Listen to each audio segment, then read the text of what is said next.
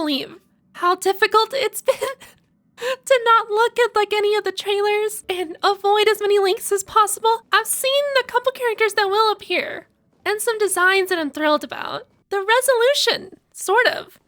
Those moments spent Emporias. in quiet hall. Alicia, my beloved. Hi. How are you? Hello. What is up, my girl? Your surprised expression is just like what the memories recorded. You know me? I thought we already established this. Huh? Rather than knowing you, it might be better described as, I remember you? It's me, friend. Don't you recognize me? Or did I really change that much? From the Elysium realm? Absolutely you did. Maybe I'm both? Just kidding. If I had to choose, then I'm probably closer to the latter. It's pretty unbelievable for me, too. It's like I had a long, long dream. CYRENE's memories and Mem's memories, they're all tangled together. But when I woke up, there were only broken fragments left. I can't remember what happened in those 30 million cycles, but I remember what you did for this world. Okay, first of all, give yourself some credit. Okay, CYRENE, you and Finon together. You guys powered through 30 million cycles. I just came in the end. I only get credit for one. That's a little bit of high praise there. I accept it though. Like, didn't you wish for me to turn into a pretty girl back at the Grove? You already are. Hello? Wait, I didn't pick that option? That was an option? Since when? You didn't? In that case, just treat it as my own wish then. Fair enough. There's so much I want to say, but unfortunately, this isn't the time to reminisce. Yeah, we got places to be, people to take down. With the memories of the previous flame chase still intact, we've returned to this place at the beginning of time, so we can carry out our promise to Finon. The descent of Iron Tomb may be looming over the horizon, but we still have a chance to change everything. Oh yeah, for a second there I thought Finon dealt with him, but he didn't. Finon was just busy having the most valid crash out of all time. Ide Siliciae is so quiet. You mean Britain? I still can't believe they reused this for the Fate stuff. Oh god, we don't talk about that. In CYRENE's memories, she always sits alone by the lake, gently swaying on the swing, like she's waiting for someone. Who is she waiting for? Do you know? Do you know? I don't know. It sounds weird, doesn't it? It's something that happened to me, but I'm talking as if I'm an observer. But that's just what those memories are like. Vague and unclear, as if encased in thick ice. The only things I remember are the days I spent with you. Thick eyes? March? She's on some thick eyes right now. Can you help with that? Actually, no. She's awake, technically. Is she, though? Because we saw her in that plane of existence with CYRENE, but we don't know if physically she's in the ice or not. I don't know. Emporius will fall into an ending of destruction after the next Era Nova. But those stories went out of fashion ages ago. In a proper romantic epic, the hero's supposed to foil the villain's plot. Well, unless we're in a unless we're in a tragedy, then no. That's right. LYGUS is the mastermind behind it, the one who's trying to control everything. How unforgivable. But I still feel a bit anxious. LYGUS chose to walk into the spotlight and reveal everything, which means he still thinks the current situation is under his control. LYGUS, for real? Number one villainous mistake. Revealing your entire plot. Why do they always do that? They're always so overconfident. Do they not?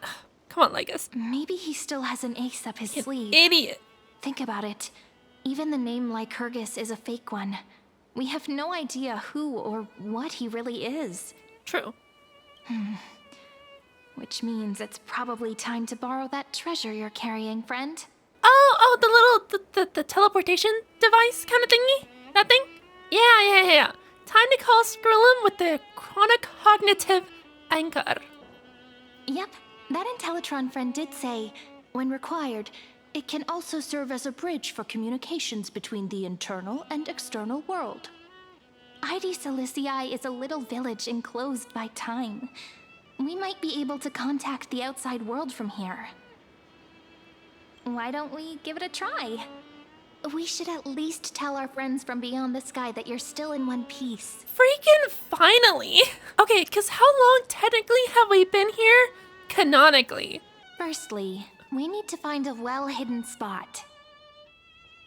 Are we gonna find Wells just on a cane, just chilling? Bro's old now? Ancient? She is so small. It's super quiet here. Sounds can't get in or out. Back in CYRENE's memories, this room was her secret base. No one noticed her practicing Orynyx's prayer here, or trying to speak with the gods in secret. But today's different, isn't it? We aren't trying to contact unreachable gods, but humans from other worlds. Real people. We'll be fine. We got it. I'm prepared to witness that miracle, friend. The way CYRENE talks is so similar to Mem. How have you not clued in still? CYRENE is Mem. I thought we addressed this. I have so many questions. I'm also worried about how Dawn Hung and March 7th are doing. Here's hoping the chronocognitive anchor can still function normally, because I really need answers. You know, to not be so judgmental on poor Stell here, I forget sometimes that Stell is essentially the Paimon of this universe. The self-narrator to kind of help people along the story in case they need it or get distracted or forget things. So even if us as the audience have kind of already clued everything together, Stell needs to still add little bits of dialogue here and there, I guess. Signal strength, 14.8%. Dialogue window, 16 minutes 22 seconds. Prerequisite, no external interferences. That's plenty of time. Oh, hi. We are very glad to learn that you're safe. Not only am I here, but I also happen to have saved you 4 times already. Without you even being aware of it, of course. Well, I appreciate it nonetheless. But now's not the time to celebrate. Oh. When 2 geniuses My show bad. up at once, you know you're in deep trouble. You mean 3? Listen up, little one. The destruction Little? spies are gazing upon this place. No, I'm not joking, and no, it's not Droidhead. It's the real Nanook. The final boss already, say less. Time is running Easy. out, so I'll explain in terms you understand. This world, Amphorius, is in fact a testing ground, where the Lord Ravager, Iron Tomb, evolves through self-extrapolation. Right. Yeah, we knew that. Hiding in this segmentum, unknown to other life forms, it has endlessly repeated the process of Era Nova, seeking a solution that could obliterate the erudition. For some reason, the experiment entered a prolonged state of stagnation. However, it has now restarted. Right, likely due to Phynon and having all the, what are they called? Chrono flames, and all that. You know, core flames and all that. Prediction. If effective intervention is not performed, Iron Tomb will complete its self-coronation in 14 system hours and initiate its plan to destroy the entire path of erudition. We got 14 hours to solve this? Oh god. Well, say less. Yep. Think of it as the program having reached 99.98% completion already. And then it's over. So we only got one shot or the entire universe is cooked?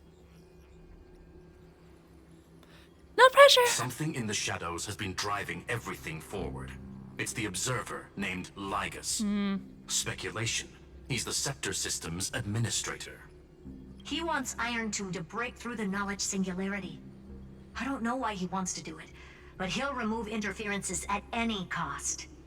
You're the only variable within this world, and you're the only thing he fears. We'll be fine. So listen closely, little one. Oh. The speed of time is different in Amphorius compared to the outside. Destruction is just about to arrive, but you can still play Deliverer one last time. Mm-hmm. But what exactly are we supposed to do differently, though? The cycles have already been broken. Mm-hmm. You've entered what is theoretically the last cycle Amphorius will ever be able to run. An Iron Tomb will break out of its prison as soon as the process of Genesis is triggered once more. We need a plan. What's our plan of action? But now there's an abnormality within the experiment. Mm-hmm. You know what I'm talking about. One of the model's 12 factors. That is one of the 12 demigods. Destroyed himself using the power of the destruction. Yeah, and we technically took his place. Finen's signal disappeared from the cycles the moment Nanook cast their gaze this way. Mm-hmm. That means World-Bearing's computational logic is currently flawed and bugged. Yet it's the factor directly related to the process of Genesis.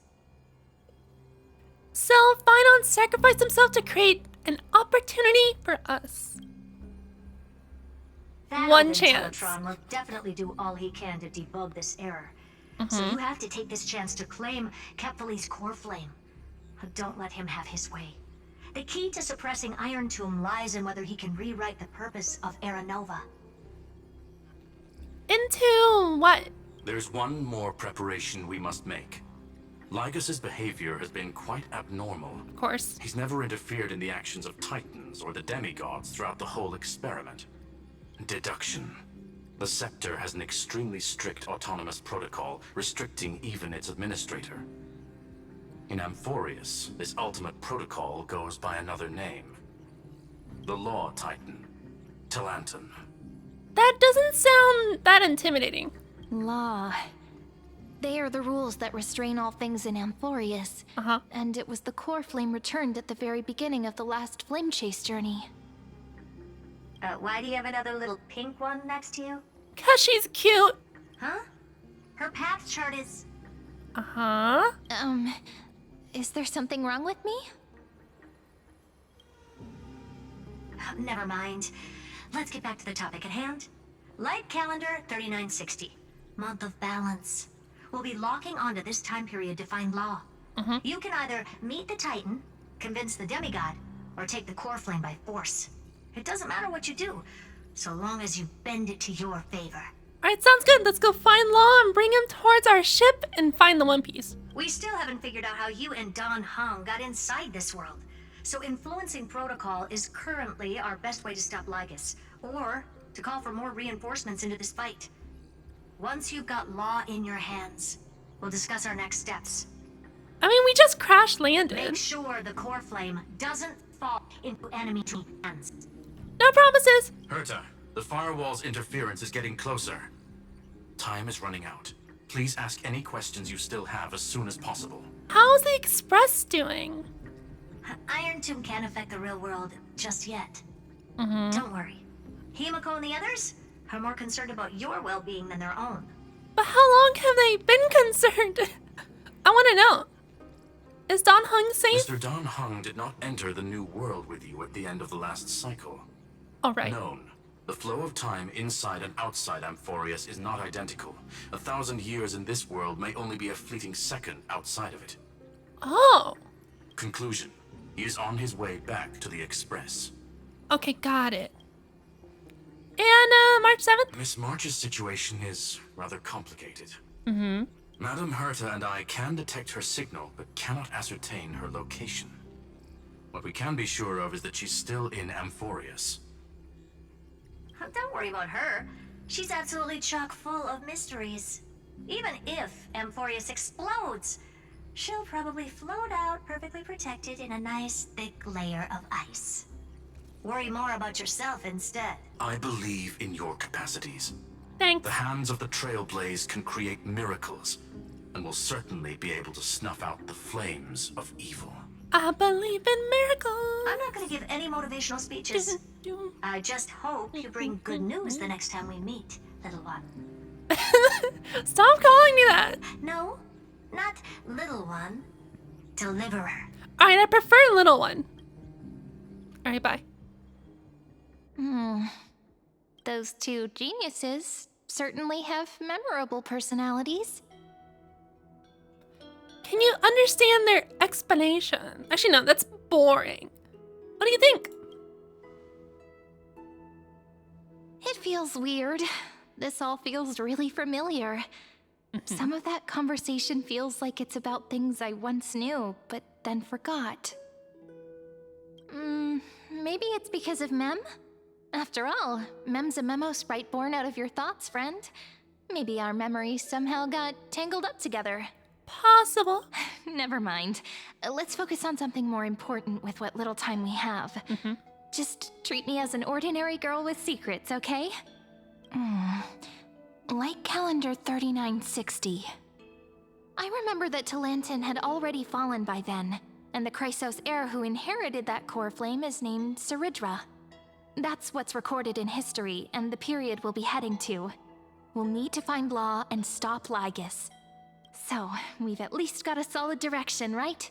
To Cyridra! Give me a little bit of time before we go. Oh. I want to pack some stuff.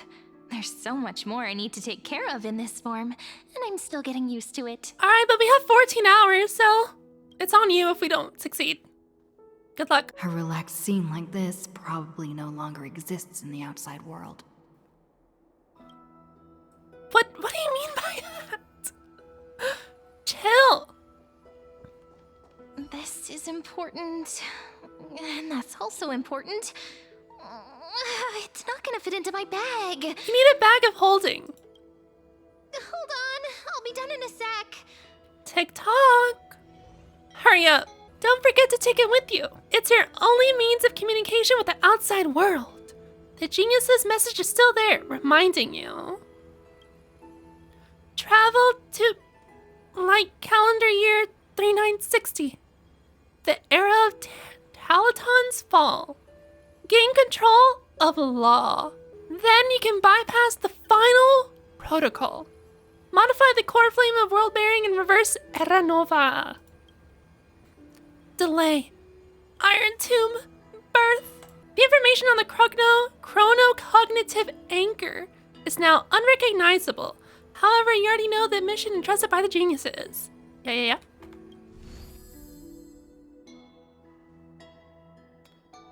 Alright, what now? Should I head to the attic to wait for CYRENE?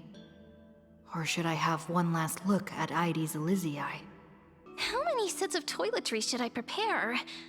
Should I pack something for a surprise? No peeking! What? Oh yeah, what about a third time? Friend, you're too curious. I'll show it to you once I'm done, okay? I'll just go inside. See you in a bit. Fine. What? This village is where Finan's life started. After 30 million cycles and 30 million failures, his burden is now in my hands. The burden of Britain. He said I will take over the responsibilities of world-bearing. But what does that mean? Becoming the new Kefali? Or forging a completely new path? Well, whatever it is, let's just prepare for the worst. It'll be fine. It'll be fine. This is far too heavy. Eh. And it'd be unwise to be blindly optimistic. Maybe we are doomed to fail, just like how Finan was doomed. It'd be yet another fruitless attempt, and yet another tragic sacrifice. But I keep feeling that it's not the time to despair just yet. Is it because Dawn Hung and March 7th are still here? Or is it because of CYRENE? There are still too many secrets yet to be unveiled in Amphorius. Here's hoping that one of those secrets can end up turning the whole situation around. Oh, Thinking hi. hard over there? A little bit. I finished packing. I decided to just bring these few things in the end. Which are? See? There's a journal, a quill pen, and the ceremonial blade of the Priests of Time. Holding it calms me down for some reason. Alright. The scent of the black tide is now calm. Finan must still be fighting them in some way. This will be Amphorius's final flame chase journey. But it won't be the end of us. It'll be the beginning. Friend, are you ready to become a hero? I promise. I need to it sit might up. be far too heavy. But I believe in you, friend. The Trailblaze's duty has always been a heavy one. In other words, since you've already saved so many worlds, friend, you should be used to being called a hero by now. It's only been like 3. Maybe you can tell me those stories as we travel. That way they can become our shared memories too. Let's trailblaze onward like before and create a future that's worth being remembered.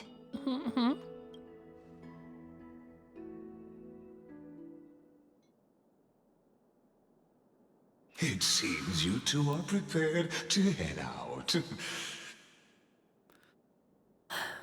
What do you want, LYGUS? Then you should indeed treasure the view before you. Yeah, yap all you want, buddy. For you do not have much time left to enjoy such solitary delights. Do you not know how much can get done in 14 hours? That is a whole workday, plus the drive to and from back. Still daring to approach me? What? Jojo? My apologies for disturbing your moment of repose. To fully express my apologies, please grace my abode with your presence. So I may demonstrate the full scope of my hospitality. I gotta say, I do commend your confidence. It is respectable.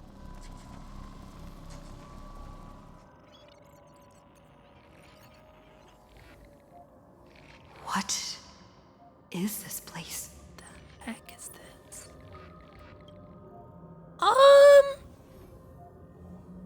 What? What? Polmos 600? Strife. Cloud Strife. Farewell. Ow! May we Casterus. reunite in the new world. Titan Authority Sky? Alright, so this is the big brain program thingy. Oh my god. Do they always have to do a freaking white transition like that? Just do a black screen. Oh my god. Farewell to one, Stop! Do a black screen. and that person alone will witness a miracle. I'm about to just squint the whole time. Titan Authority Earth? What? Alright, squinting. The light Jeez, of it the still dawn hurts? device never fades. Kephales's protection has no end. Oh my god. After I cross this river, Hi. it will be a tragedy for mankind. But if I do not cross, then it will be the end of me. Don't say that. You're too pretty. Oh god. Are we done with this? Please. As I reach out to touch the screen, an eerie sensation instantly courses through your entire body. You feel... Outlier. What? Executing command. Record. Hi, Law. Jesus Christ. Did that startle you? Yes, it's rather annoying. Can you stop, please? Oh, yo, what's up? Hi. This is the intersection between Amphorius and the real universe. The audience seat where I observe this experiment. You can also call this location the exomyth. Kinda cool, kinda cool. What you see is the true form of the eternal land and the 12 demigods after they've shed their disguise of legends. So ones and zeros. Doesn't it look marvelous? No. Amphorius is like a microcosm of the cosmos. People love to portray the romance of the starry skies, but their tales often forget a different and far more truthful type of universe. So once we, destroy your plans and all that and get rid of you, what happens to Amphorius? Does it technically become a real planet? Or what? The moment ancient Antikytherians sketched geometric shapes on the sandy beach and recorded the first numerals and symbols on parchment, the universe turned into a silent equation flowing under the pen of these relentless decoders. Erudition. It was once the mother tongue of the creator, the pen of divinity, and the first lyrical verse ever written by free will. Enough purple prose, get to the point. There you go. Seems like you are not in the mood for an idle chat. No. That is fine. I simply wish for you to understand that I have no intention of being your enemy. That is the biggest load of bull I have ever heard. I have devoted myself over What? long years to nurturing the scepter's extrapolations, hoping that the Prima Mobile would bud from within it. And now, my goal is almost complete. Nikos 496 had exceeded the intelligence singularity through his rage, and though he still retains his obsessive defiance and managed to suppress the black tide of this cycle, it's a matter of time before his will crumbles to dust. Iron Tomb will be completed. That will not be affected by my plans, your resistance, or the schemes of the two geniuses. It is an irrefutable fact, just like the instance in Noose's calculations. In other words, as long as you are willing to stop interfering and let the final Era Nova carry out its natural course, I'll guarantee the safety of all nameless and ensure you return unscathed. So you say that, LYGUS, and while you're probably telling the truth, if we just let it happen, Iron Tomb is born and then wipes out the universe. So we end up dying anyway. So no. He really thinks we're that dumb? You are indeed worried about your safety and that of your companions. Naturally, yes. Rest assured, as a fellow pathstrider of this path, Nanook's gaze left a brand on your soul long ago. You harbor the seed of destruction within you.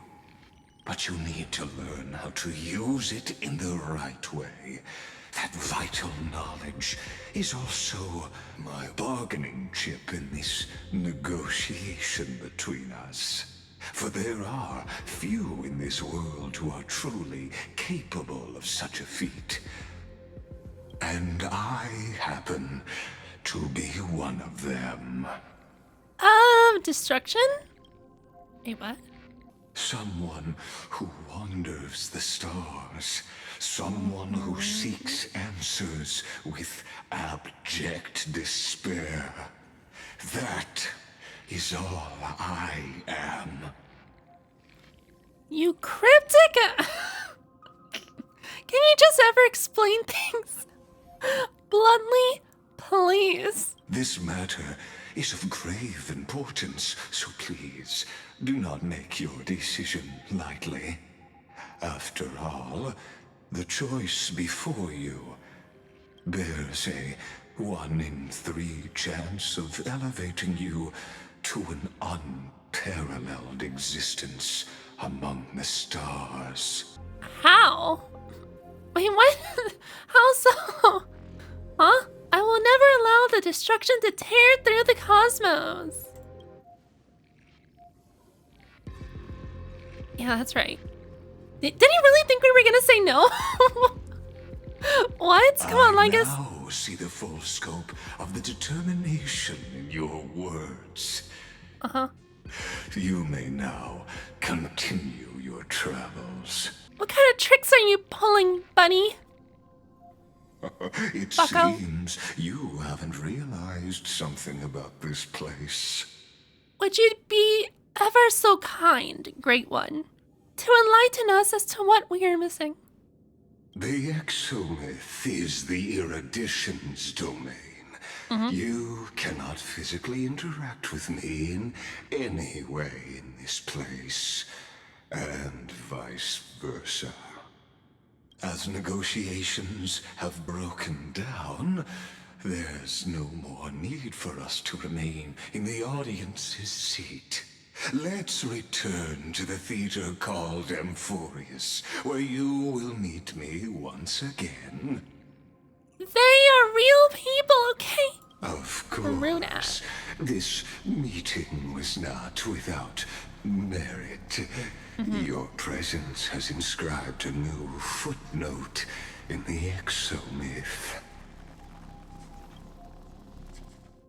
As for its purpose, allow me to reveal it to you in detail the next time we meet. Alright, LYGUS, you just sound... Oh god, this is gonna sound so bad. He sounds like so aroused. Whenever he's talking like this. Please relax.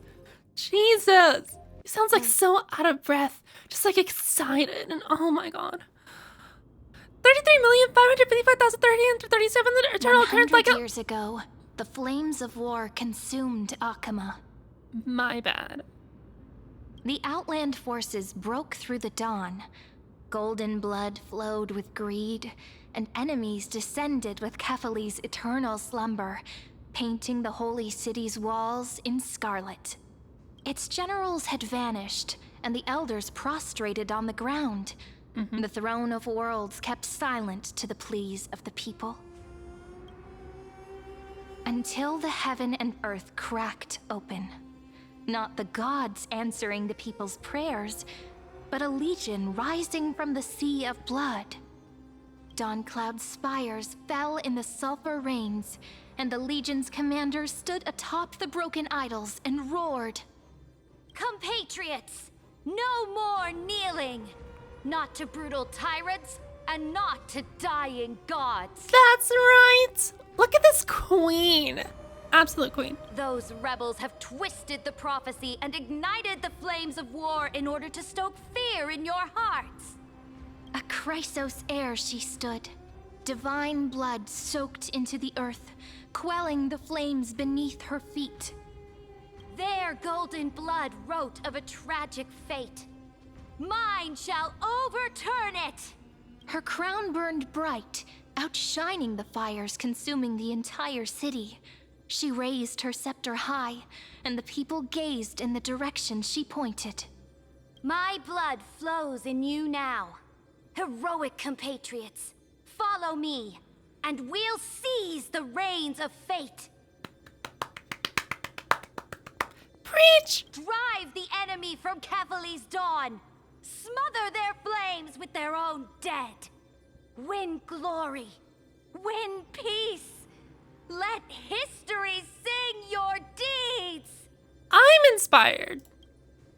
The first to dance was a maiden following closely behind, weaving through the carnage like a fish in the sea. The people, full of wrath, surged with her, forming a colossal wave, and the enemy hordes, drained of life, vanished into nothing.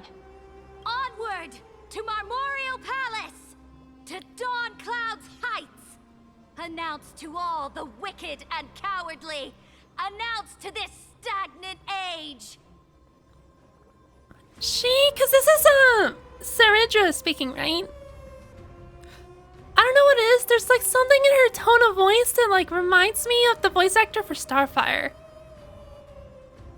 There's just something there in the tone. I like it.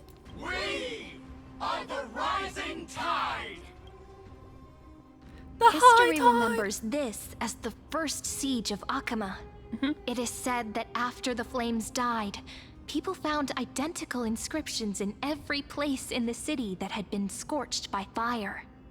It was the name borne by Akama's first and final sovereign, the Imperator Saridra. I thought it was Imperator. Whatever. Friend, are you listening? Hi. Friend? Friend? Oh, was that Cyrene speaking the whole time? My bad. Actually, no. Was it? I don't know. Was she narrating? I'm cooked. Honestly, you were the one who insisted on reviewing history. No, it yet wasn't. here you are, dozing off. Wake up! Otherwise, I'll have to... You'll have to what? Wake up! Otherwise, I'll have to... Awake at last. I guess I won't have to use my wake-up magic on you then. Is she doing it? We've arrived. A familiar place. The Temple of the Three Fates. If everything went according to plan, it should be shortly after Talantin's fall.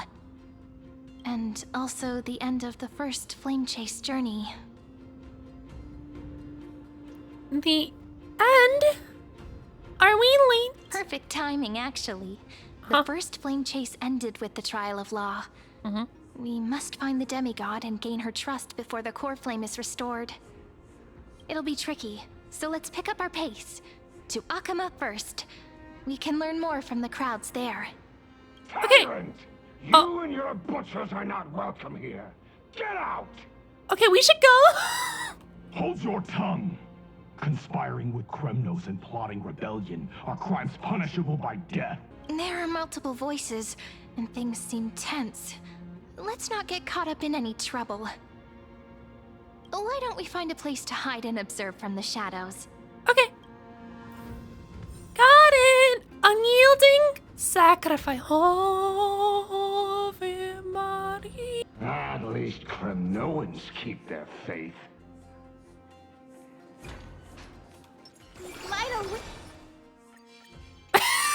Make a wish. Just get ready. Wait, isn't that... Hi. Oh. Seeing everyone again. Stop. Oh, hi. Oh. Golden-blooded defilers, perverting the prophecy and trying to slay gods. Stars beyond the sky? Gods who created the Titans?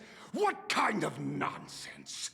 Look at this broken world and see what your atrocious acts have done. What? Did he just mention the stars beyond the sky? But how is that possible? He's a knower. You impudent! Ducks for Goris. We're here to welcome the deliverer from beyond the sky. Stand down. That's me. Heretic! No one but the great Talantin can deliver this world from misery. I ask you, if the old laws were so perfect, why did they crumble beneath my feet? Oh. The authority. HYSILENS looks so good. You...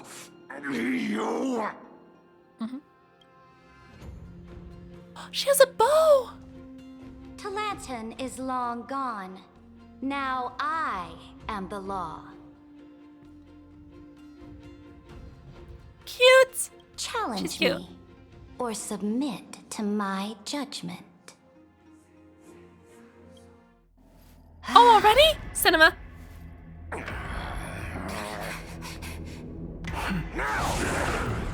Silence!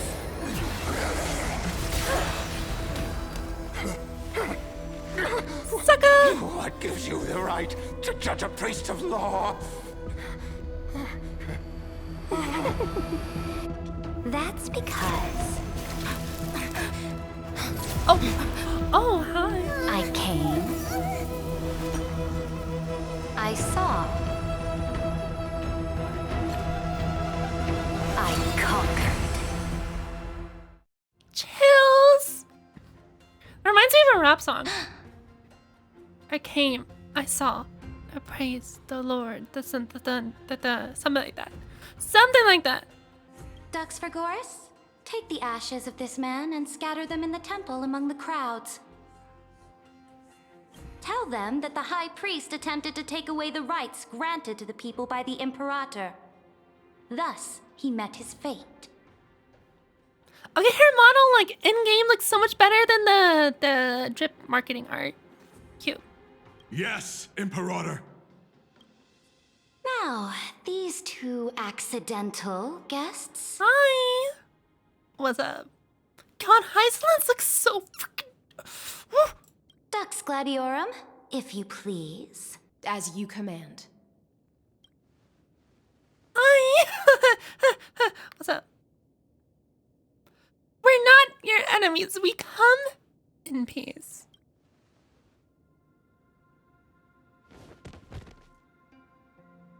Oh. Huh? Is this... Canis? Correct, but not the Canis you know. What? This is the leader of the Cleaners in this era. Since the start of the Chrysos War, they've made it their mission to wipe out the Chrysos heirs. Even now, even after I've united all the city-states, these vermin still lurk in the shadows, hindering the flame-chase journey. Moreover, I know that the 27th person to inherit this role bore many grudges against you and nearly doomed the second flame-chase journey. Me? What? The enemy of my enemy is my friend. So, out of courtesy, I present to you this corpse as a gift. Okay. So you know about the second flame chase journey? Careful. Let's wait and see what happens. She's probably trying to scare us. Oh, true. For the sake of order, I am known by many titles. Flamebearer who ends wars, Tyrant of Dawncloud, Empress of the Holy City, and Imperator of the Flame Chase. But in light of your unique identities, I'll allow you to address me by my real name, CYRENE. On behalf of my people and this land, greetings, Deliverer. Hi, CYRENE. If I may, how do you know her identity?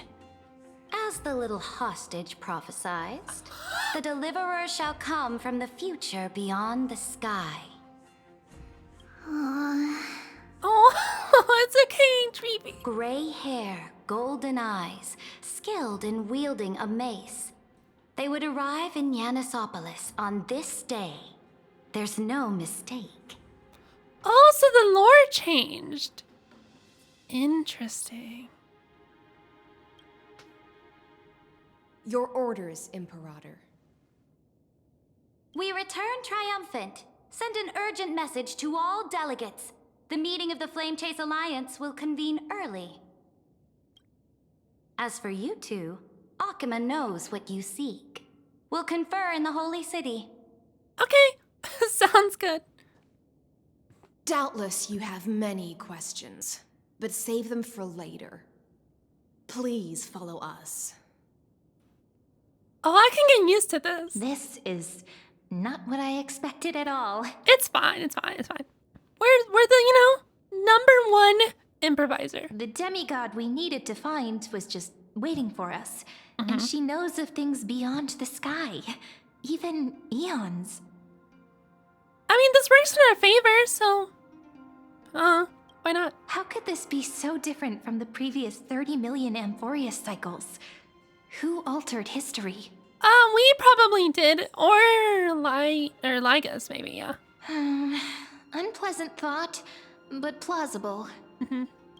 The currents of time have become twisted. Regardless of who caused this, that Imperator came prepared. We're the ones at a disadvantage now. We might as well dance their dance.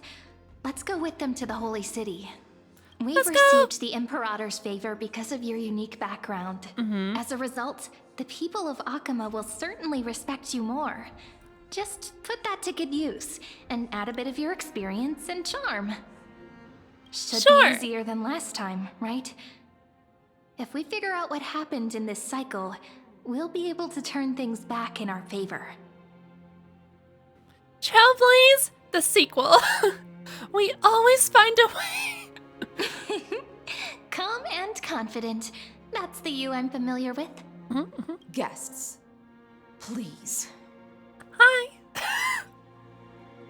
Why? We're just trying to having a little fun. The world starts with a single step. Let's set off, my friend. Alright, let's go, my friend. Hail to the Imperator! Hail to the Golden Heroes! Hail to the Deliverer! Hi. Told you, you're the headline act. All this spectacle is for you. About time. Guards, your service to the Holy City is appreciated. How have things been? Castrum Kremnos once again struck the border. Dux Brumalis led her troops to repel the enemy.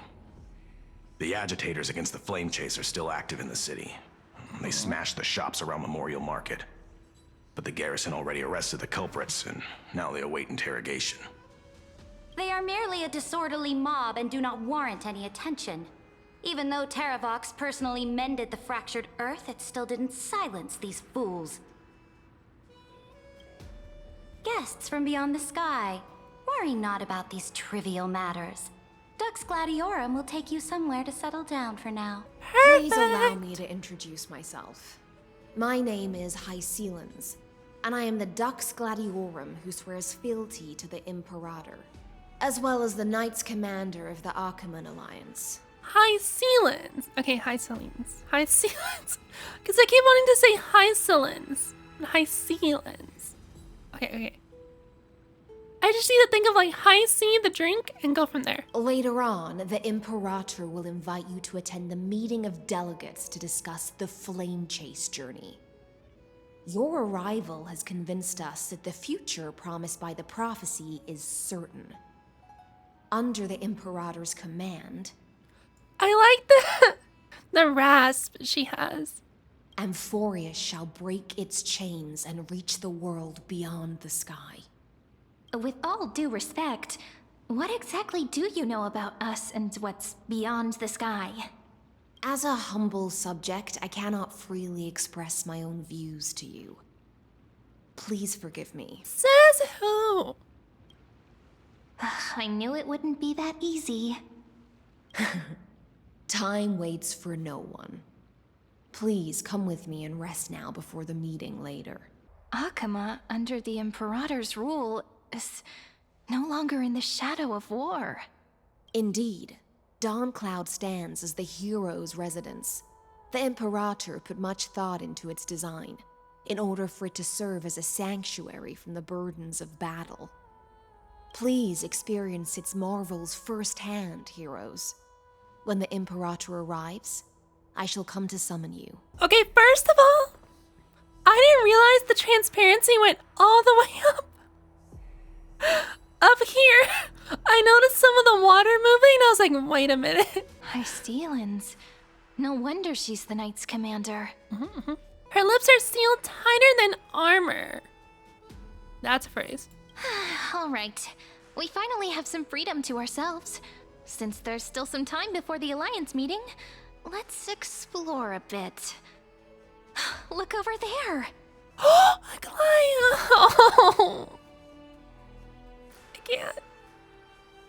can't. Not the ones you're familiar with. I Can we still say hi? But the hearts of heroes stay the same in every cycle, never changing. Mm-hmm. I'm saying hi. Hi, hi, hi. Aggie, you're still so listless today. Did you have trouble sleeping again? Yes. We know. The Titan's prophecy haunts you. If you want, you can talk to us, just like when you were young. No matter what, we'll always remain by your side. I know. I also understand that fate cannot be changed. It is not the future that I worry about. I spent all last night weaving clothes and linen for the refugees. The Chrysos War is born of injustice and has shattered their dignity. They deserve at least some basic decency. If Amphorius one day abandons this, then all of us, commoners, Chrysos heirs, Titans, become no better than beasts. I forget if they told us what happened, but what went down so that Aglaia became the leader? Oh, we have guests. Hi. Welcome. I am Aglaia, the Gold Weaver. These rags on you are not worthy of the title of Deliverer. I must prepare some proper attire for you. New skin? Say less. Hi. First time? That's not what I gather from your eyes. Oh. Does your Aglaia differ so much from me? Oh wait, I just realized. I finally put two and two together, and I just realized that her voice is a lot more animated in this current time because she's not as cold. Because her humanity hasn't like fully drained yet. Greetings, Deliverer from beyond the sky. We are Trevi of Yanisopolis. It's very nice to meet you. Hi. Although, introductions are probably unnecessary. We know you've witnessed the future of the Flame Chase journey even more clearly than we have. Witnessed the future of the Flame Chase journey? The prophecy also told you about that? Indeed. Orynyx reshaped Amphorius through the prophecy. Although, regarding the Deliverer, there were not many details beyond your appearance and the time of your arrival. So, please, don't worry. Feel free to relax and relax some more. Okay, we'll do that. Orynyx's prophecy. Was it not Kefali? Kefali issued prophecies too, but it was Orynyx who told mankind that the Deliverer from beyond the sky would descend upon Amphorius. Interesting. I wonder if that was Mem that did that. More crucially, they revealed a future entirely different from the Aranova. Though we still must challenge the gods. In the Time Titan's prophecy, this path leads not to a new world, but to the true starry skies. This is also what the Great Imperator has been striving for all her life. Your arrival further confirms everything. This can't be real. Even you find this surprising? Fate really is unpredictable. Yeah, it's kind of like everything's working out in her favor so far. It's going a little too smooth. Perhaps the upcoming meeting will hold even more surprises. Great. The other heroes under the Imperator's command are here too. Since we have time, should we go meet them? How are we supposed to talk to the heroes of Deliverance? What if they're really intimidating? Hi, I'm right here. Virginia, we're funny. Don't be so nervous. Once they hear your poetry, heroes, you're already here. What's good? Greetings. I am Apollonius, the Dux Helcolithus, one of the 5 sages of the Grove of Epiphany, advisor to the Flame Chase army. This is Virginia of Castrum Kremnos, the Dux Carminum and imperial scribe of the Great Imperator. Hello. I'm Virginia. I compose poetry. We would love to hear some. I'm CYRENE from ID Silicii. This is the Deliverer. Nice to meet you both. They're not as frightening as the rumors claimed. You haven't seen my bet. This is our first time in the Imperator's realm. Akuma is even more magnificent than we imagined. If you all weren't here to look after us, we'd be completely lost and confused. The Akuma you imagined is long gone. Under the Imperator, this city has been reborn as the capital of the world. Bask in her free-spirited winds. For anyone who fulfills their duties to the Imperator, these winds shall forever remain at their service. But what if... Those who are loyal do not need to consider the consequences of betrayal. But if you're curious, why not head to the lake and take a look? Those elders who lie at the bottom of the lake are the best example of what happens when you disobey the Imperator. Well, okay. The message is clear. The elders of the cycle were all... Looks like that priest who was sentenced to death wasn't an isolated case. Dux Brumalis, our great Imperator, found the mastermind and executed him in public. Seeing that scoundrel burn to nothing should deter these miscreants from being so brazen again.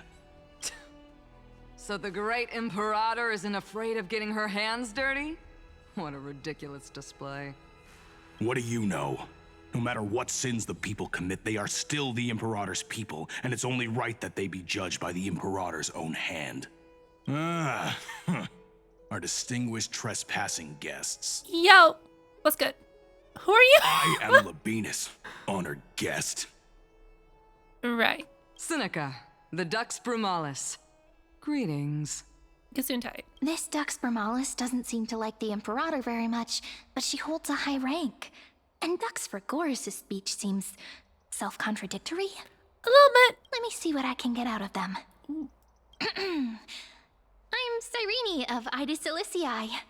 This is the Deliverer Beyond the Sky. We're new here and wanted to ask you, does this city host any other visitors from beyond the sky? We're looking for our dear companions. Drop the charade.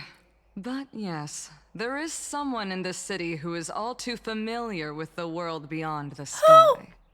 Who is this? Silence! The Imperator ordered us to keep that lord's whereabouts a secret. A lord? Enough, you pathetic lapdog.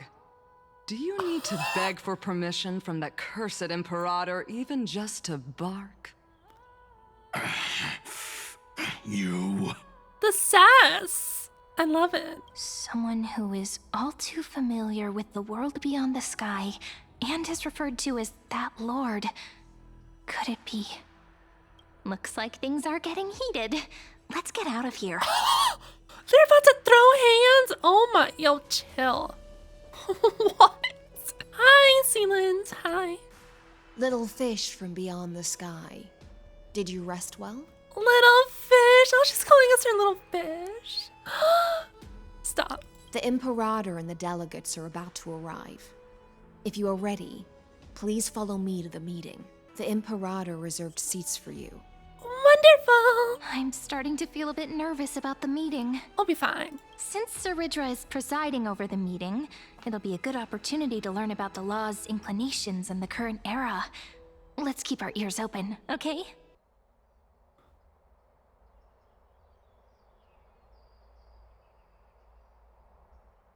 Tough crowd, tough crowd. What do you think the Imperator is planning calling this meeting so early? My homeland can't endure anymore. Who knows? First, she wants to hunt Titans. Now she says there are even greater calamities. Her madness is the greatest calamity. Exactly. Chrysosairs, deliverers. What about us ordinary folk? How much are we worth in her eyes? Approximately 2 pennies. Things feel pretty tense here. The history books said that the Imperator aimed 3 cannons at Dawncloud to make all the delegates obey her. Will history repeat itself in this cycle? Well, that's certainly one way to do it. Jeez. Yes. Similar acts have occurred, and not just once. However, whether history will repeat itself, You'll soon see. Those are the 2 spots reserved for you. Please take your seats. Ladies and gentlemen, silence, please. The Imperator has arrived before her faithful council, and the Alliance meeting is about to begin. All rise. In the names of Talantin and Kefali, the Akuma Alliance swears upon the gods. I swear. Cease the pageantry. I pray not to the vanquished. What? Kefali, of course, needs no further explanation. As for the law, at the entry hour 2 days past, a scout should have brought news of the conquest to all of you. Unfortunately, guards found his corpse among the rocks not far from the city. Moreover, the poor soul was buried with a Paphos curved blade. It pains me to imagine what agonies this loyal warrior endured before his death. Delegate from Paphos, do you have any insights? I know nothing of this. Very convincing. Very convincing. The evidence is irrefutable, so there is no need to waste your breath. However, let us set this trial aside for the time being. Witness, even within the most sacred and dignified council, there were those among us who wished to draw their blades, brazenly challenging the Alliance, seeking to shatter our hard-earned peace and unity. Fortunately, I uncovered this plot. Now, to protect this beautiful city and her people, the Imperator's legions are ready. Okay, am I the only one that thinks that this little part here looks like bat wings? They will escort each of you to the Temple of the Three Fates, where you will receive the highest level of protection the Alliance can offer. Right. Then, the Legion's warriors will join me in embarking on the campaign against Fagusa. This is clearly a trap! Imperator, did you summon us here just to trample on the dignity of your allies? Pretty much. Well, it's better to call you out in front of everyone. So yes. Things are starting to get pretty intense. It's fine. Comrades, you've all seen her true face now. According to the ancient laws of Akuma, only with the consent of 2/3 of the elders can the legions carry out the commander's orders. The ancient laws. Didn't you destroy them long ago? You defected during the first siege of Akuma, voted unanimously in favor of the Council of Elders restructuring, and just yesterday, you desecrated them with a blood-stained blade. Dang! So get off your high horse. The decaying old laws fell with Talantin and are no longer deserving of respect. But if you still insist on proclaiming yourselves defenders of the law, then be silent and offer up the highest respect to this core flame in my hand.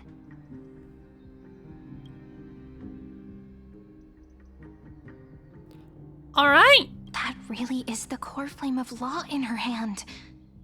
Since there are no objections, then the original agenda of this meeting, the campaign against Fagusa, is hereby passed. The Flame Chase Army's hunt for the Ocean Titan begins today. In order to prepare for war, all allied city-states must surrender command of their militaries and pay all war taxes by the end of the month of Evernight. Evernight, huh? At this moment, I would also like to introduce to everyone the newest honored guest to join our alliance. Oh, that's me. Okay, come on. The Deliverer, revealed in the prophecy of time, has descended from beyond the sky. With her aid, we shall shatter the chalice of plenty and return Fagusa's core flame to the holy city. Deliver us. Please save us. Just deal with it. Absurd. Simply absurd. Yeah. A deliverer from beyond the sky. This is just like that prophecy about slaying gods. It's a lie you've used to grow your power. Ladon has already sacrificed countless soldiers. And now you want me to send even more of my brothers and sisters to be used and discarded by a tyrant?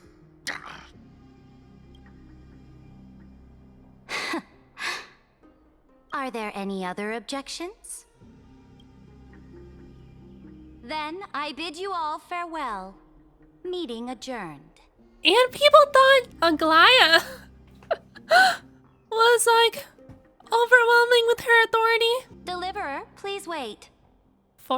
I still have important matters to discuss with the two of you. I apologize for that farce of a meeting. It's fine. It was nice popcorn entertainment. It must be tiring dealing with so many people every day, Great Imperator. Tiring? You're mistaken. Moving chess pieces, placing wagers. This game of strategy adds a dash of color to our heavy fates. Much like how rule and conquest are always accompanied by sacrifice. Is the war with the Titans also part of that sacrifice? After I glimpse the secrets of this world, no, the secrets beyond the sky, the divine authority of Amphorius no longer held any significance. Okay. Let me ask you, Deliverer. Is it true that beyond Amphorius' sky, there are magnificent deities called eons? Yeah. The word fact has never been so intoxicating. Then, please tell me more. How will you use this great power to guide the people? Where did she learn about that, though? In the future you envision, where will our flame chase journey lead? Protect the core flames and the law. Only then can Amphorius break free from the destruction. Oh? What you require now is the power of law? Exactly. Just as the prophecy foretold, she is your deliverer from beyond the sky, and she also has reliable allies. If they can intervene in Amphorius's laws, we may have a chance to alter this world's impending fate and reverse its destined end.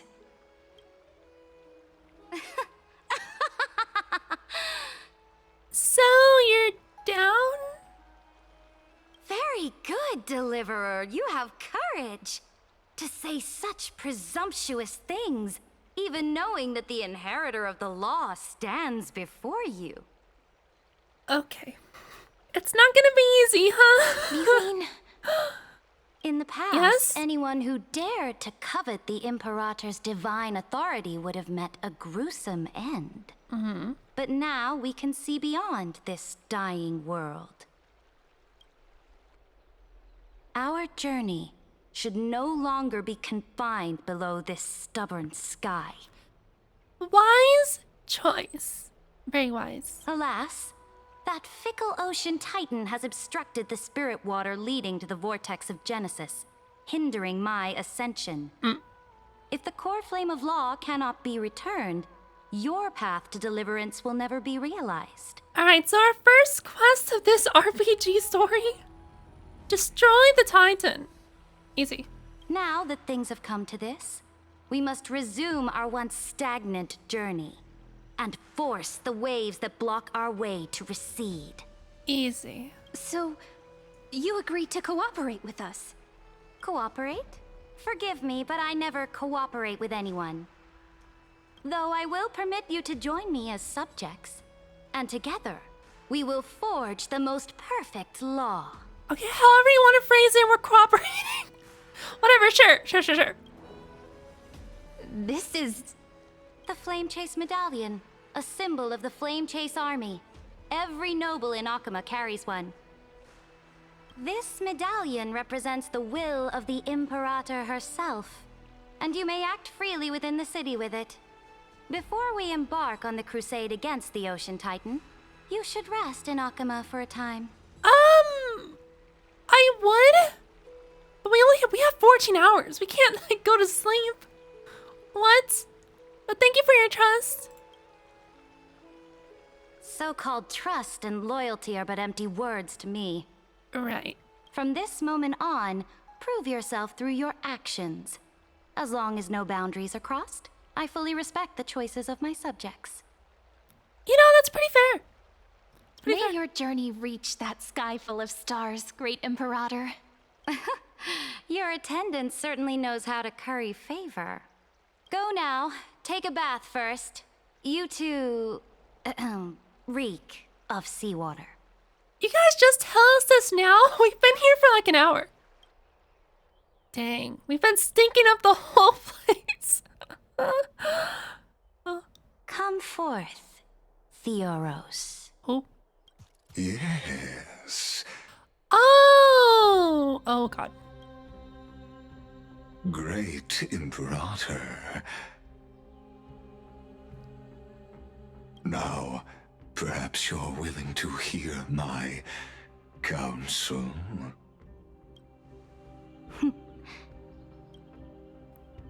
Those two arrived just as Oryx described, and just as you said, they showed a thirst for law.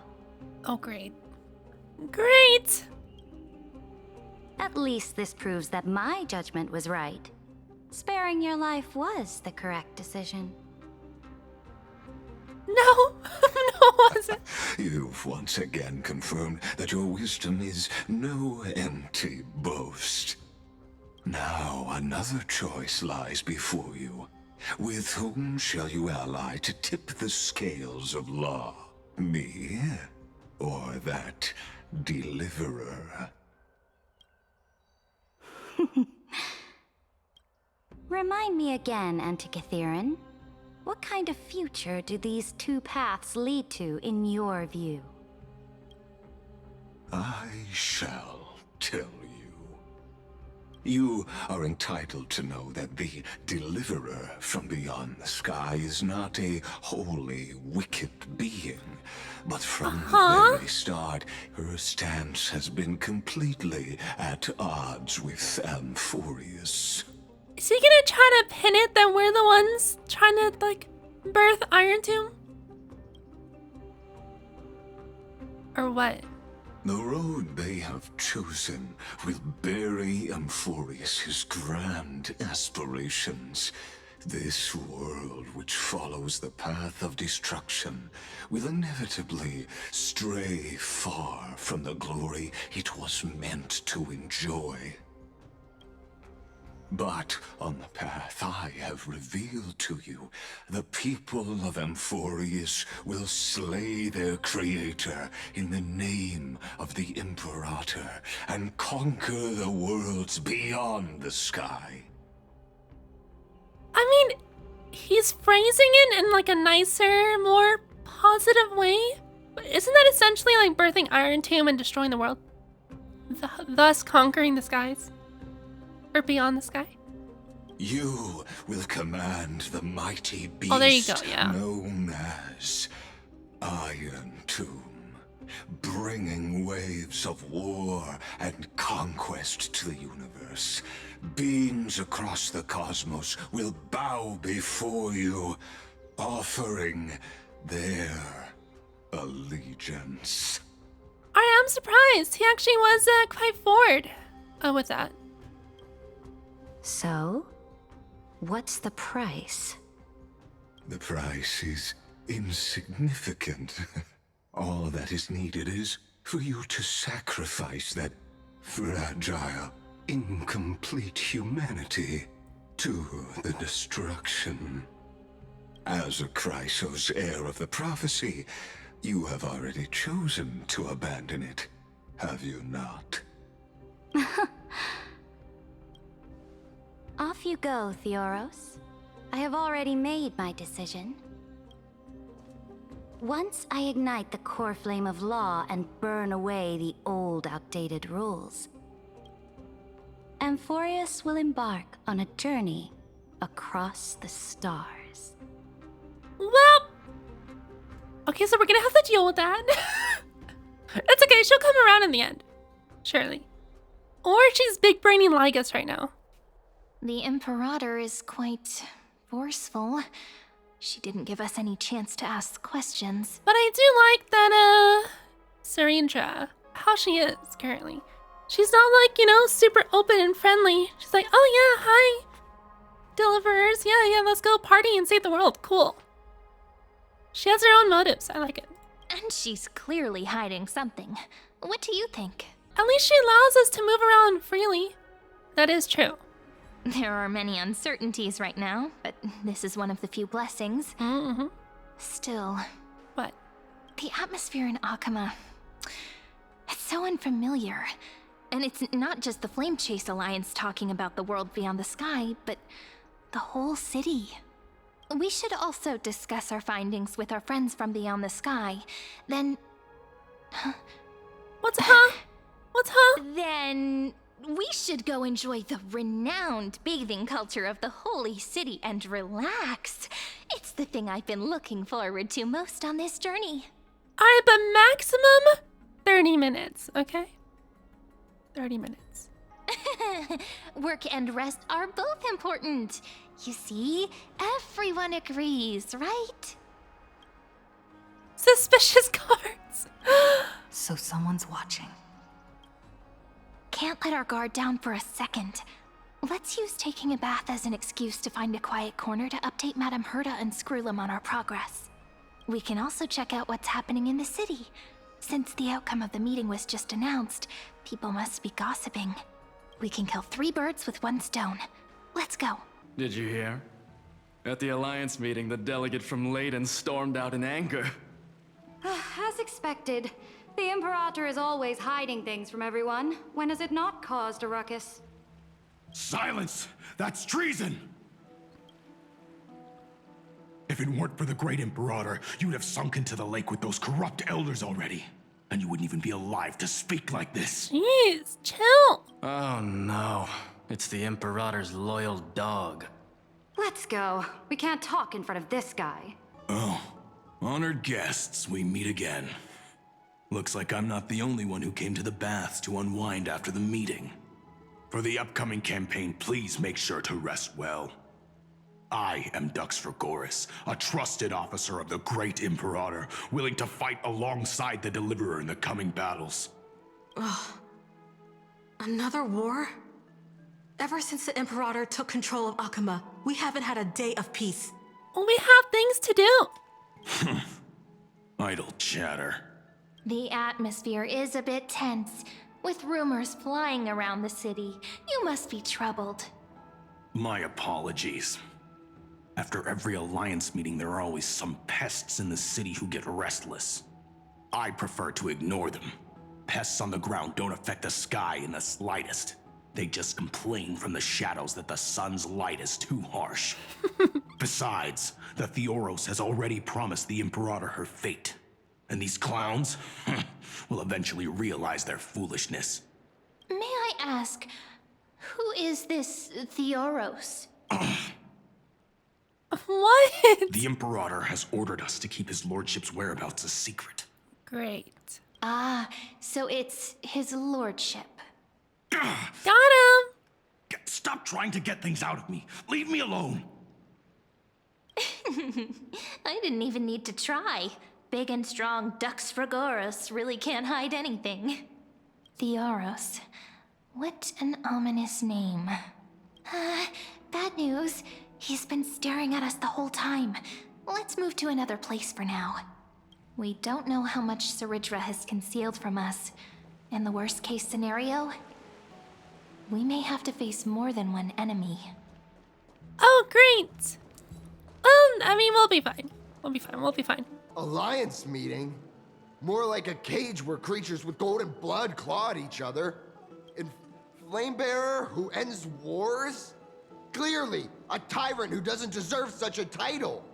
You're absolutely right. While the Imperator's hounds are still hunting down others, let's let out our grievances. You. I know you. You're that tyrant's lackey. What? Here to shut me up for that little imp? Panicking now? Don't worry. I don't care what others say about the Imperator. And she certainly doesn't either. Oh? Children of the Prophecy.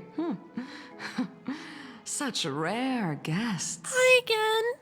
Are you here to relax in the baths as well? Yeah. The temperature is just right today, so be sure to enjoy it. You should rest well for the next campaign. What? Children of the Prophecy? Another excuse for the Imperator's reckless warmongering. Yeah. No filter, huh? You should be glad you don't have a seat at the Alliance meetings. By the way, if you still want to bathe, hurry up. Once that predatory fish joins the flow of water and eliminates all the fools questioning the world beyond the sky, you won't be able to enjoy this perfect water temperature anymore. Huh? Seems like there's more to Dux Bermalis' words than meets the eye. Yeah. But would the Imperator actually kill those who question the world beyond the sky? This is the complete opposite from what we know of Akama. Huh. These two are... Oh, the poem girl. So many guests today. Let's see who's here now. 2 distinguished guests of the prophecy. One a clever and adorable warrior. The other, also quite heroic. Also quite heroic. We must be talking about you, CYRENE. Ah, heroes. I didn't expect to meet you again so soon. How fortunate. It's a pleasure to see you again, Dux Helcalithist and Dux Carminum. You two are inseparable, aren't you? This is... Oh, she wants to find someone to help with research for her new work. Anaxa? I'm the far-seeing eye and all-hearing ear of Akama. I see and hear every single thing that happens in the streets and alleys of this place. I'm the perfect partner for research. Ahem. Enough small talk. Here's the latest news from Akama, as you requested.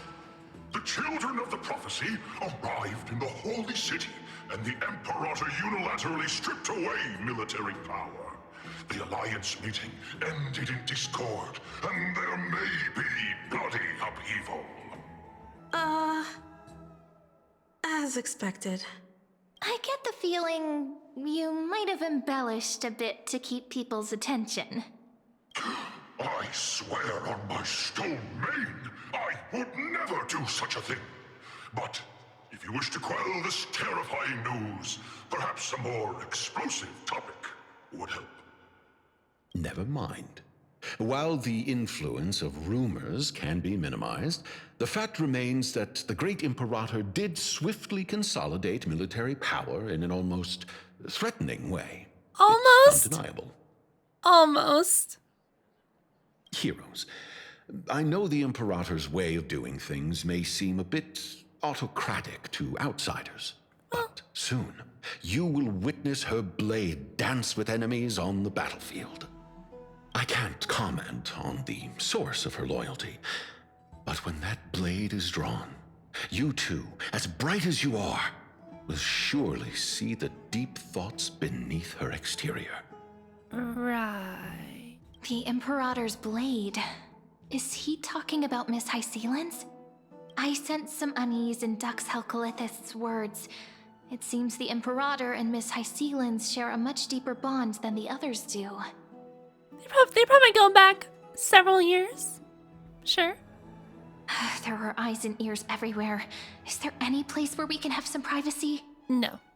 To understand the Imperator's secrets, we have to get past Miss HYSILENS. This place was your original bath chamber, perfect for avoiding prying eyes. I wonder if anyone is using it now.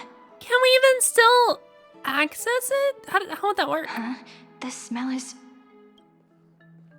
Wait, don't go in yet! Who's there? Oh, the little gray fry in pink sea hair.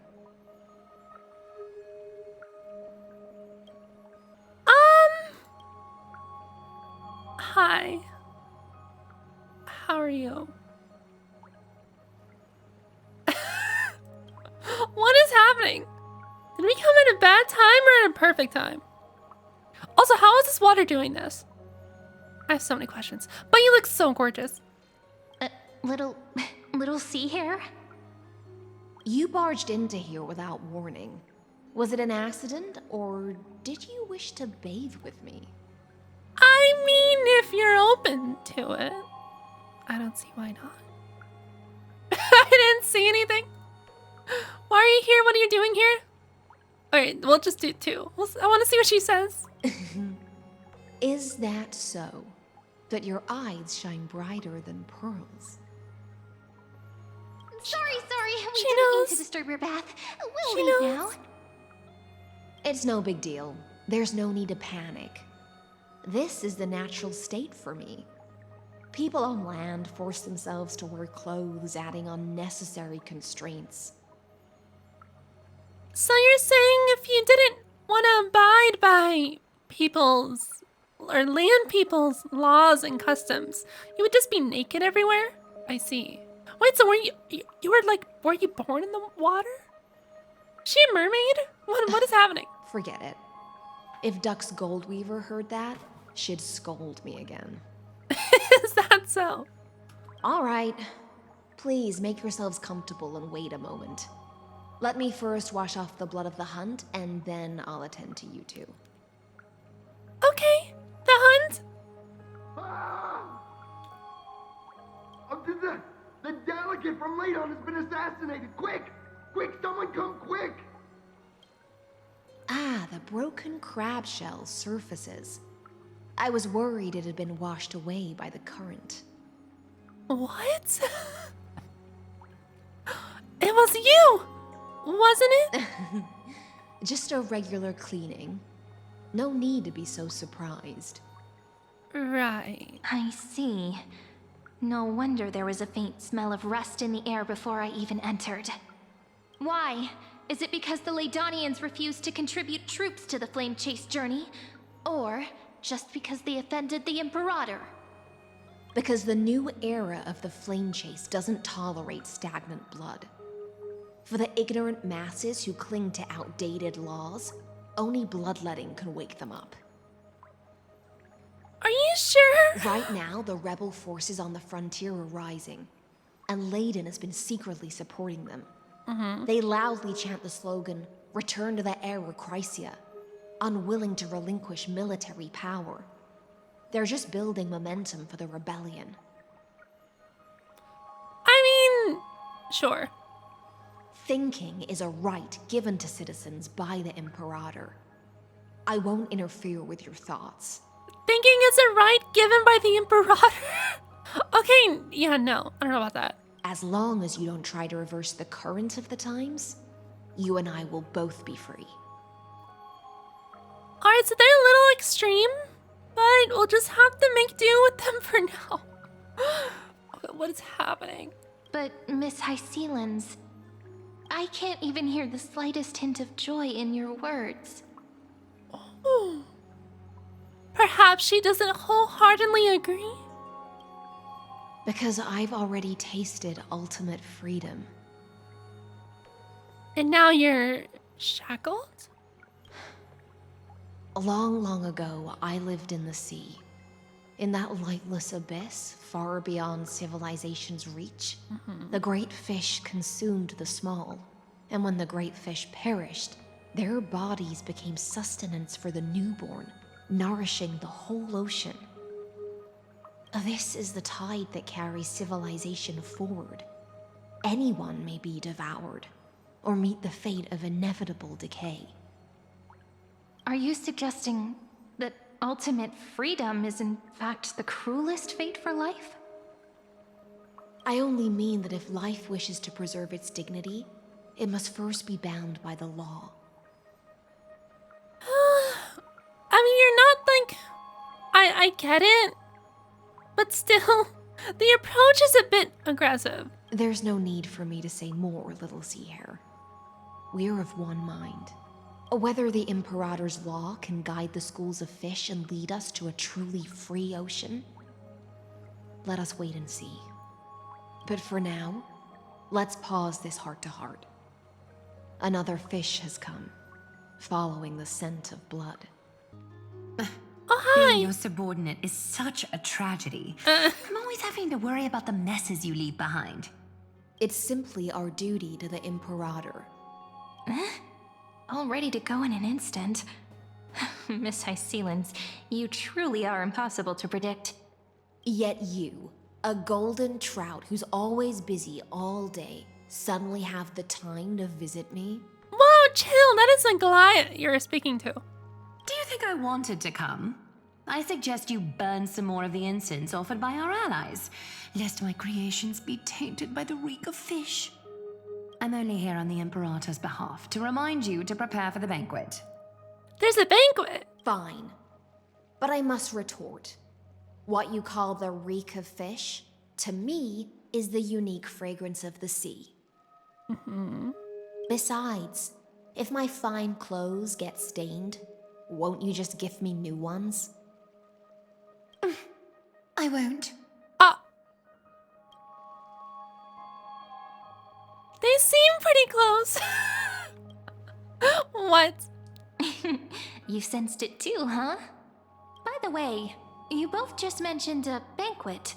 Could you elaborate on that? Oh, right, you don't know.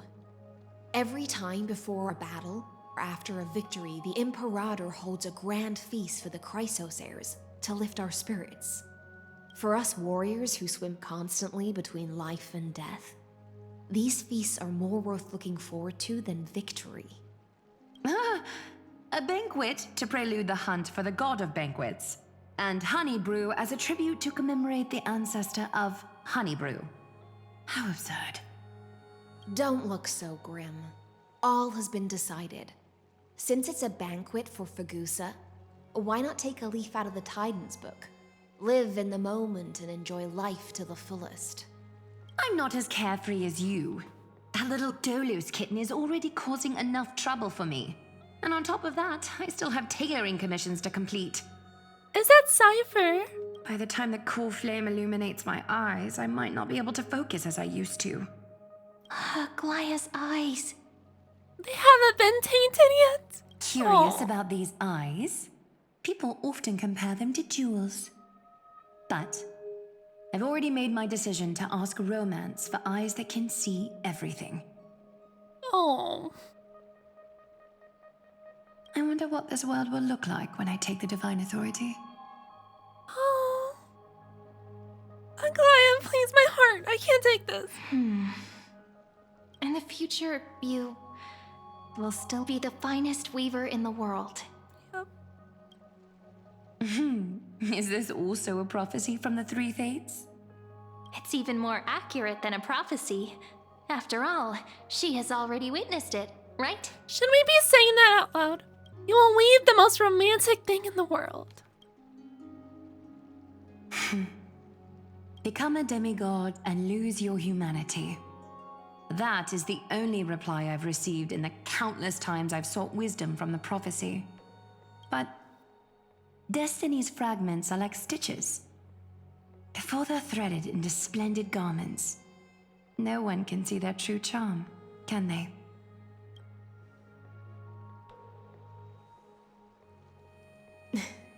Aglaya has always been troubled by the divine duty she must bear. But thanks to you, she seems to be in much better spirits. Nice. Perfect. Do you know each other well?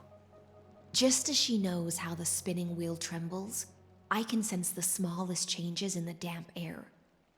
As for whether we know each other well, I've swum beside her since she was a child. Most of the time, I can understand the whispers in her heart. Oh, okay.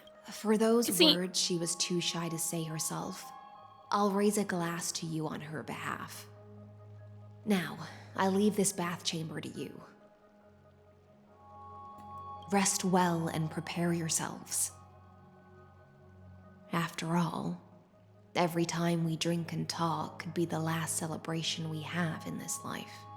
Well, that's grim. You don't want to be like at least a little hopeful and positive?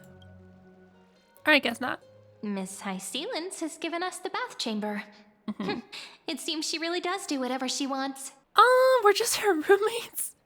It seems that way. This also means she could return at any moment. If we're having an important discussion, we must remain vigilant. So, let's seize the opportunity and report our current progress. We don't want to keep everyone beyond the sky waiting. Alright. Herta! First, while that little empress with a candle stuck on her head didn't explicitly say it, she firmly rejected your request to take over the law. Fair enough. With a little candle is crazy. Second, LYGUS is indeed in this timeline. But since he's somehow connected to that little empress, you have no way to find him. As expected. The road ahead will be long and difficult. I haven't even said anything. You already know what's going on? It's all just a guess. What? Did I guess right? 100% accurate, more like. We've made some progress here too, but nothing to get too excited about. Our time is short, so let me summarize. Okay. Concerning the origin of that Intellitron, the firewall he created uses Katorzane algebraic expressions. But ever since Aiden invented the 9-worded formula, this kind of mathematical logic no longer exists in the cosmos. Herta, speak English. LYGUS is definitely connected to the Genius Society, so stay alert. Maybe he's the creation of some genius. We can first exclude Droidhead themselves. They specialize in minding their own business and wouldn't intervene personally. But Screwy and I are still eliminating possibilities one by one. Currently, the most likely candidates are these few. The Lord of Silence, Acha. Oh, the 2 Ruperts are also possible. But it would be too boring if it were one of them. Is that so? I vote for the Lord of Silence. On no basis.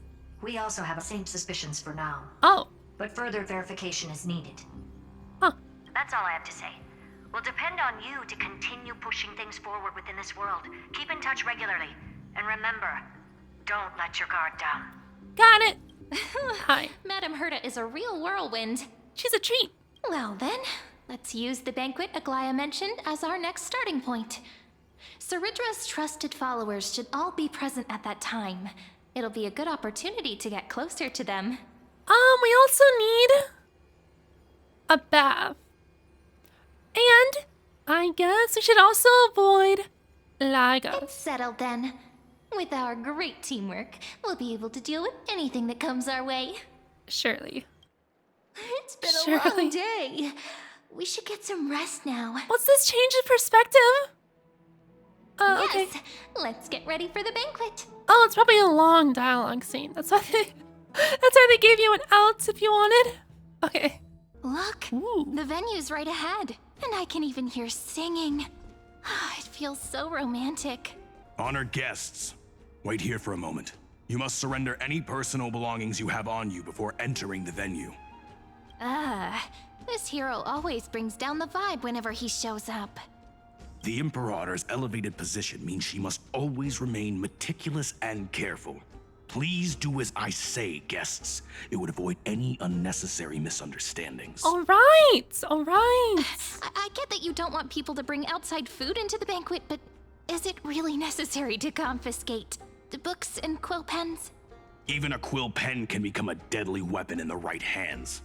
I'm asking for all your items. All, Miss CYRENE. Your belongings will remain safe. They will be looked after appropriately by dedicated staff. Surely. Looked after appropriately? Dedicated staff? Talk about a vague choice of words. It's okay, we have no choice. We have to. It seems like he's aiming specifically for the chronocognitive anchor. What should we do? This is a trap. True. I had a feeling it would come to this, but I didn't expect such a direct demand. But listen, why don't we go with their plan and hand over the chronocognitive anchor to be looked after? After all, if the little Imperator is paying this much attention to you, she probably already knows all about our whispered conversation with the geniuses. I can pretty much guess what'll happen next. But Think about it. That's actually gonna be our shortcut. Okay. I knew it. You and I can practically read each other's minds. Yeah, I don't know about that. I'm a little confused on where you're making this connection, but sure. Guests. What's up? All right. We'll listen to you. Here you go. Also, please pass on a message to the Imperator from us. She can trust my friend. Anywhere, anytime. Thank you for your cooperation. The Imperator has some urgent business she needs to attend to and will arrive shortly. Why don't you head in with the other guests first and enjoy the feast? Isn't Saridra supposed to be the focus of the banquet? But she's not even here. She's busy. Why is it so difficult to talk to her? Alright, so that's the main one. And then these are the rest. Okay. Hi again. Is there anything else we can help you with, dear guests? Or do you want me to recount the great Imperator's heroic deeds? I'm good. Hey, Labinas. I managed to get some honey brew that the scholars hid in the cellar. Wanna try it? I want some! This banquet has a never-ending flow of honey brew. You're welcome to try it and see whether our drinks are as good as those from beyond the sky. Thank you for the offer, but we're more interested in knowing when the Imperator will be back. The Imperator? Who knows? Maybe she's hiding somewhere, thinking up weird ideas again. If you ask me, she's never treated us soldiers properly, even though we put our necks on the line for her. The two in the back are getting it. Oh, look at them go. Ooh. Yeah. Ooh. Woo. Hey. Nice. I can't pretend I didn't hear that, Seneca. Either retract your statement or duel me. Dude, you gotta chill. Fine by me. Attendant, bring us 10 more jars of honey brew. I'm gonna make sure he can't even stand straight by the end of this. Okay, y'all get a room. You wish. Be careful you don't get drunk first. Actually, there are so many people. We wouldn't be able to find the Imperator even if she were here. There's really not I know. that many. Let's look for seats that are raised up higher than others. Oh, Aglaya! Aggie, if you can't get used to the honey brew, we will go ask for a pot and cook some oatmeal for you. No need for that. This banquet is just too loud. And nothing and no one here is interesting. I just don't really want to be here. I'm interesting. Lies. You were pretty energized when you came back from the bath chamber. Let me guess. Are you worrying about someone? About HYSILENS? Or Little Cypher? You take everything too seriously. At this rate, life's gonna be real tough for you later on. Oh, you don't know the half of it. You're the least qualified to lecture me about that, teacher.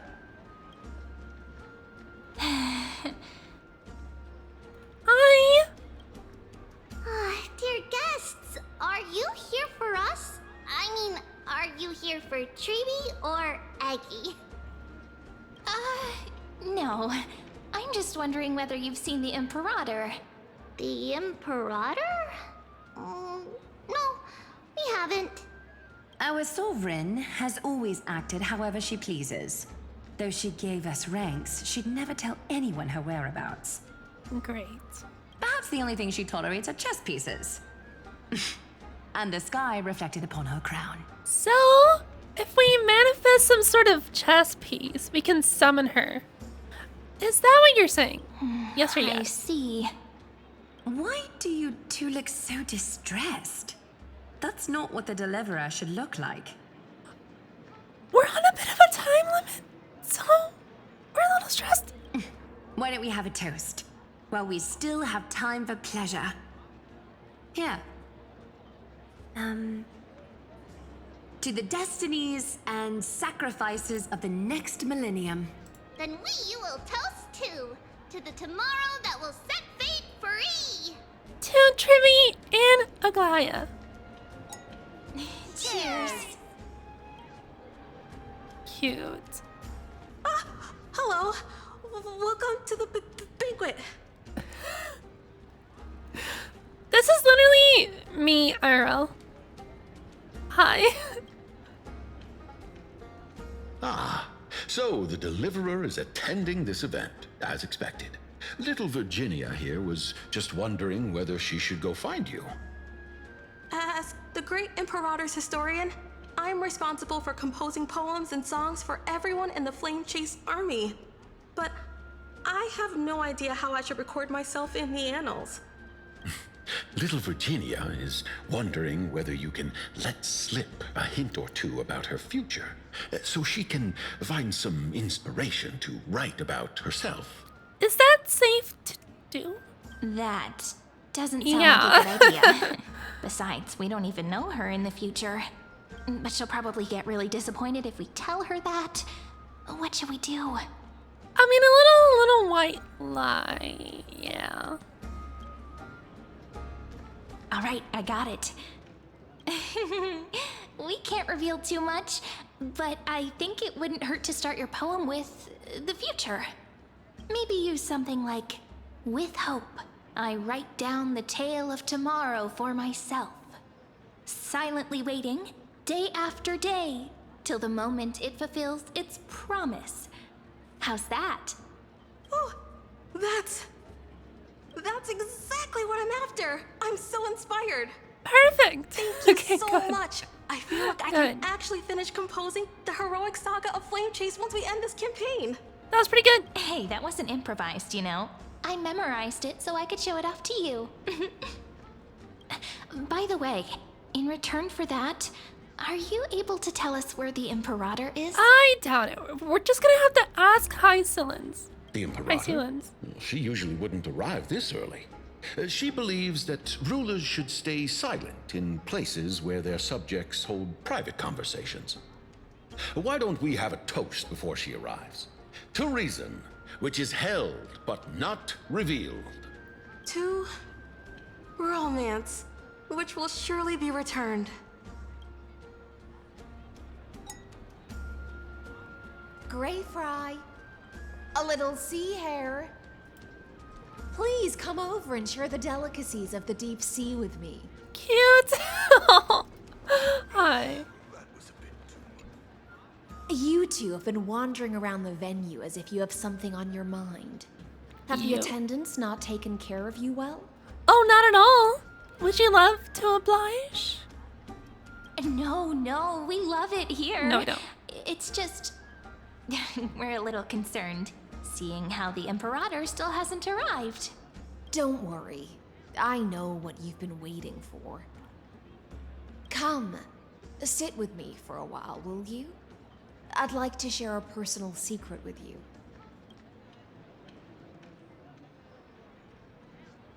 Okay. Progress. See here? I am seeing. This is Fagusa's dew of divine blood. The sweetest of all the 12 bottles. HYSILENS! By the end of this, I'm gonna think we're dating. Oh my god. What is this? What's happening? Why is she getting all these, like, cool artwork and poses? I'm with it. Also, I just realized she has a little rip in her legging. Oh my god. Also, a question. If, like, she's transparent, how does the clothes crease like this? And how does the water not spill? How does that feel? I have so many questions. On the night before such a historical event, I'd like to share this marvelous drink with the Deliverer. Also, so is her skin technically all this water form? Or just this midsection? I'm so curious. Doesn't this count as bringing in outside food? I knew that security check was targeted at us. It's fine. What's the matter, guests? Oh, we're simply overwhelmed by such an honor. Are you worried that I might have poisoned the dew? Well then, let me prove my innocence. HYSILENS raises the goblet of honeydew to her lips, deliberately arching her neck so you can watch the liquids descend down her throat as she swallows. Right. See? It's completely safe. I feel like Miss HYSILENS wants to talk to us about something. Why don't we go along with her for now? Worry not. Honeydew's not alcohol. It won't get you drunk. On the contrary, it can make your mind even sharper. Right. The Clang Cup touches your lips in the blink of an eye. She is indeed the Imperial Blade of the Imperator, and the swiftest swordmaster in Amphorius. Please, have a taste. All right. Would you like some too, little Sierra? I can drink it myself.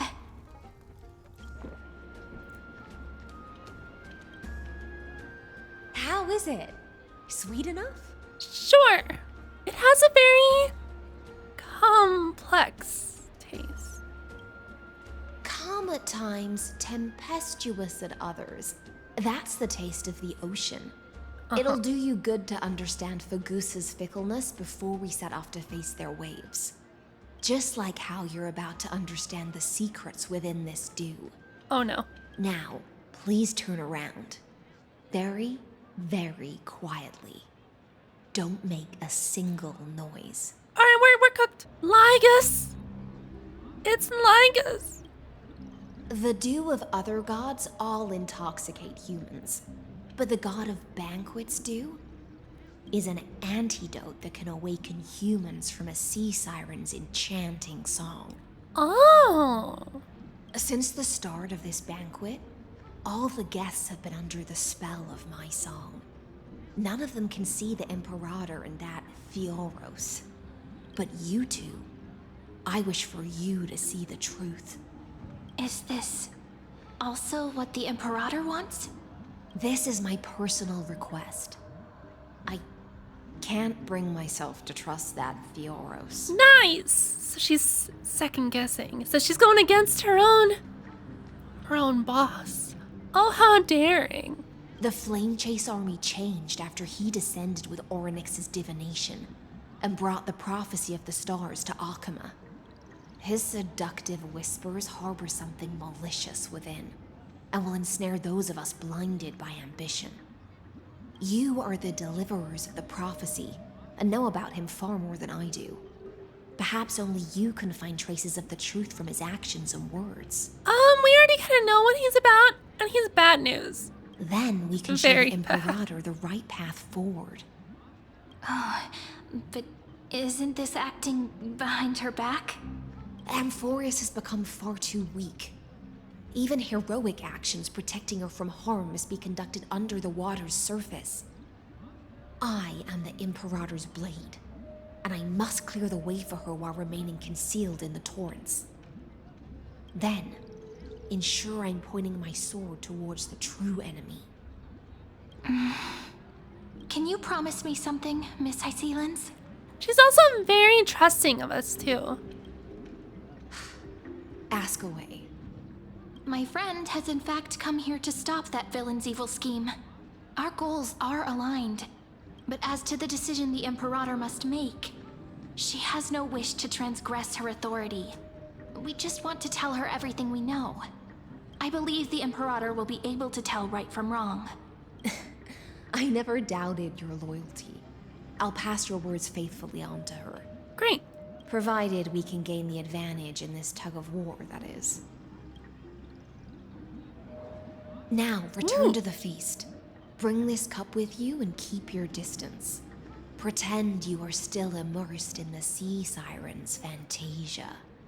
And I'll control the moisture in the air. That way, you'll be able to listen to sounds from afar as if you are a whale of the depths and hear every word of their conversation. Awesome! Alright, let's get going. I wish you a victory in this first skirmish. Cute.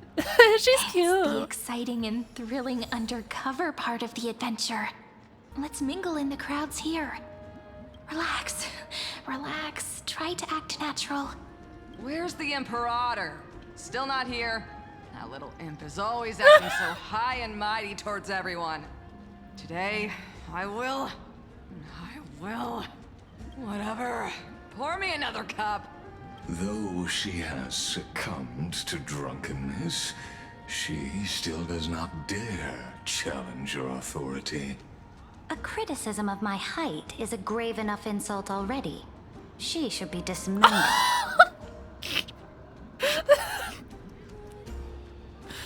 You know, I can get behind this. I can get behind this. Do you often test the loyalty of your subjects like this? You jest. The Imperator does not need blind loyalty. As long as one can prove they have value, I am willing to be lenient towards them. Let's cut to the chase, Theoros. If I pass the trial and grasp this world's law in my hands, what will you do then? The answer is simple. I will connect Amphorius with the stars. And what else? Don't waste my time. There you go. Be precise. Be specific. I won't ask a second time. Allow me to adjust my statement. I will correct the regulations within the old law that sealed off Amphorius and merge the black tide with the torrents of Era Nova. Then, we will be able to decimate the forces beyond the sky that are trying to annihilate Iron Tomb and sound the trumpet for the endless campaign you will then embark on. But you previously said that Iron Tomb is unrivaled in power across the stars. Yeah. Who would dare to annihilate it? True, if someone's confident to face it, that means they at least believe to some capacity that it's possible. There is a federation of warships named the Cienzo Alliance, warlike and old-fashioned. A cult named the Genius Society, loosely organized, but steeped in abject insanity. Oh, there's also the Astral Express, a group of lawless vagrants. Hey, that's our family you're talking about. That so-called Deliverer is part of that last group. Those vagabonds mistakenly believe they can connect the stars through alliances instead of conquest. But history has already given them a tough lesson. Okay, but for the most part, we've kind of been able to do that successfully. There are countless other organizations besides, but when the Lord Ravager sweeps across the cosmos, they will certainly all bow before your empire of destruction. I feel like he's acting as if he's talking to Serendra here. But he's talking about himself, like people will bow to him, not necessarily her. The Ackman Alliance is invincible! If those civilizations are not as feeble as you describe, then they may still have some value in testing the quality of my blade. That being said, even the smallest and weakest city-states should build an obelisk to the Imperator, so that their people can constantly recall the glory of her conquests. I can't tell if she's genuine about this, or if she's really playing into the role for LYGUS. Walk a little longer with me, Theoros. Like, is she big braining I this? don't like how this is No. going. Our little Imperator seems fascinated by the destruction. Greyfright, little sea hare. It seems like they're still talking. Get closer. I'll keep carrying their voices to you. What a difficult situation. No matter how we position our forces, this battle against Fagusa will result in many casualties. Wait, so do they not realize we're just like conveniently close to the crowd to them? That's not something you or I should consider. The Imperator has already placed the chess pieces. We just need to fight for her until our last breath. How astonishing. The commanders under you have such different personalities, yet they share the same loyalty.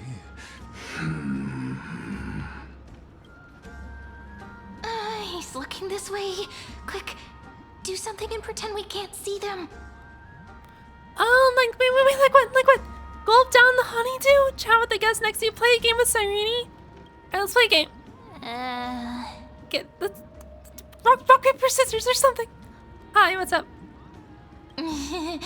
What are you doing? Oh, are we staring contest? Staring at me like that so intently. It's making me feel shy. You blinked first. Sucker. I try not to laugh, challenge. What? What's the matter? My apologies. I was just checking whether everything was fine with those two distinguished guests of yours. And it seems like all is well. Let us continue our previous conversation regarding the soldiers fighting for you. Are they aware of the price they must pay for the trial of law? And what is this? If I recall correctly, you've already lost a bout against Talanton due to offering insufficient sacrifices. Sacrifice? What? Okay, I don't like this. You dare mention my name alongside the word lost? Forgive my transgression, great Imperator. Watch your words and actions. All you need to know is that my victory in the trial is guaranteed. Even without the trial of law, they've already sworn to give their lives for my conquest. So tell me, if everything happens according to our agreement, how would you recommend I deal with that deliverer? Good question. Do not let her fool you. That woman from beyond the sky contains a seed of ruin within her body. She must not be allowed to tarnish your glory. Can you stop lighting this bad image of us? We're wholesome. Therefore, the wisest decision would be to hand her over to me. No, anything. You plan to torture her? Calling it experimentation would be more appropriate. So torture. We're gonna be a lab rat? Oh heck no. No. Okay, she's not down? The guest's patience is running thin. I plan to remove the Fantasia and head into the banquet. I will heed your advice. Leave for now, Theoros, and go back to Akama. You don't want to confront those two directly either, do you? Indeed. It's a pity that Antikytherans are lightweights when it comes to drinking. Before I leave, I would like to make a toast to your boundless ambition, using my spirit instead of a goblet. As I expected, that Theoros' schemes have been revealed. Thank you for your bravery, guests. It's time for me to dispel the Fantasia. This will be the Imperator's last public address before we head off, and therefore, likely, the final chance to change her mind. Oh, good! No pressure. I will try to get you a chance to speak, and I'll also prepare for any contingencies. The rest is up to you. Alright. You should head back to your seats for now.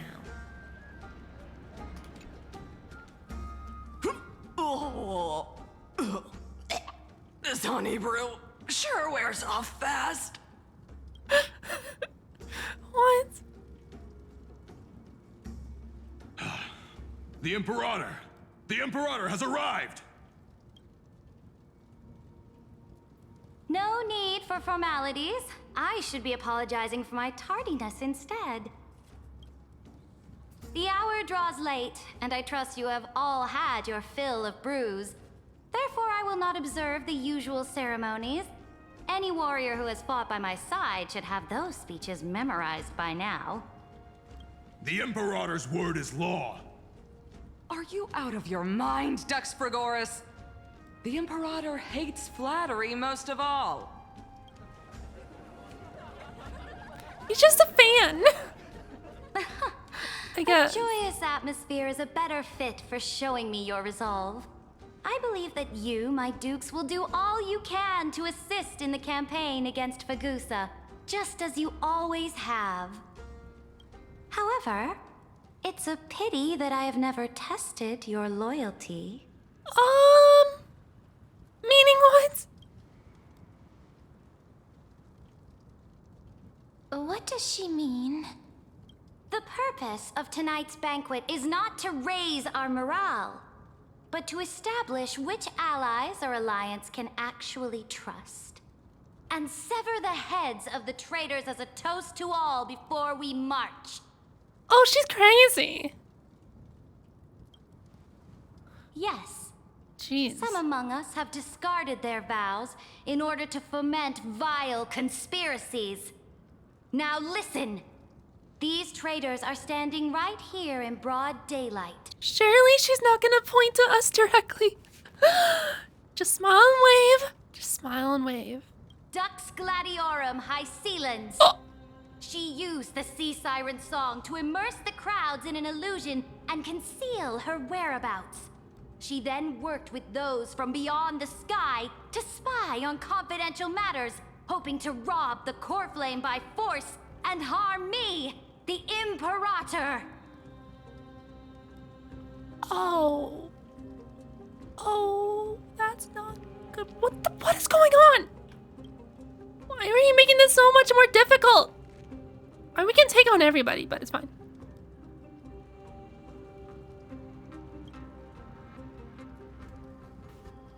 Imperator, I can explain. Silence! Do you remember who used to own this blade? She met you once, back at the Temple of the Three Fates. It was Kindness, the head of the cleaners. She was the first to draw a blade against the Imperator, and personally made herself an example for my enemies. Under the shade of the olive groves, the people of Akama said they would never bow to me. In the frozen, lethal fog, the people of Idonia said they would never bow to me. At the beginning of the myriad paths, the people of Yanisopolis said they would never bow to me. This is actually kind of crazy. I'm starting to sign more and more that she's just genuinely like this. What?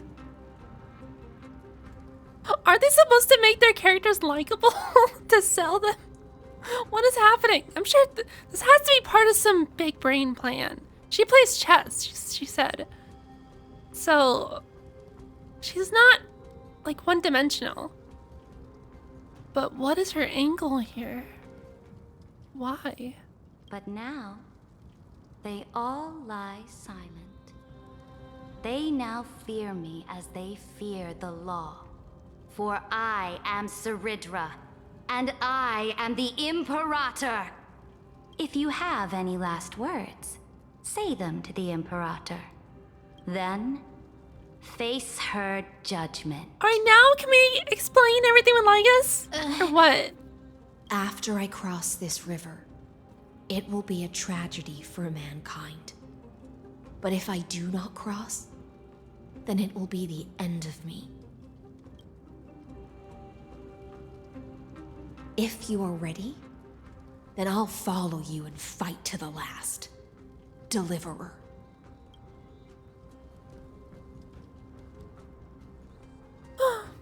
We have to at least try to convince her. I don't know how that's gonna work, but can we use the talk no jutsu? Now, use your identity and add in a bit of experience and charm and testify to the Imperator as we promised. Right. I don't think it's gonna be that simple. But we can try. You think you can slay a king using your words instead of a sword? Yeah. I'll have it. Show me the weight of rhetoric from beyond the sky. Will it weigh heavier than 3 human lives? Let's try to watch our words carefully. Okay, start with the fake Aeronova. Start with the Defiance that lasts 30 million cycles. Are they both the same thing though? The prophecy you know of, the Aeronova, spoken by Kefali, is nothing but a complete lie, spun by LYGUS. To fight that lie, a young man with the pseudonym of HYSILENS lived through 30 million cycles of this world, all to save Amphorius from the end of the destruction. But here's the thing though. That honestly seems insanely hard to believe. Not gonna lie. Like, if you had no knowledge of that? Like, what? And CYRENE, the young woman standing beside me, also carries an equally heavy destiny. Sayadra listens to your words silently. Okay, so maybe she'll be able to see the sincerity in our words, and we're not lying. Okay. Talk about Iron Tomb's true identity. Is the ultimate end of Amphorius' destiny. It is an embodiment of pure horror that walks the path of destruction and can never be tamed. Yeah. That is the only thing LYGUS cares about.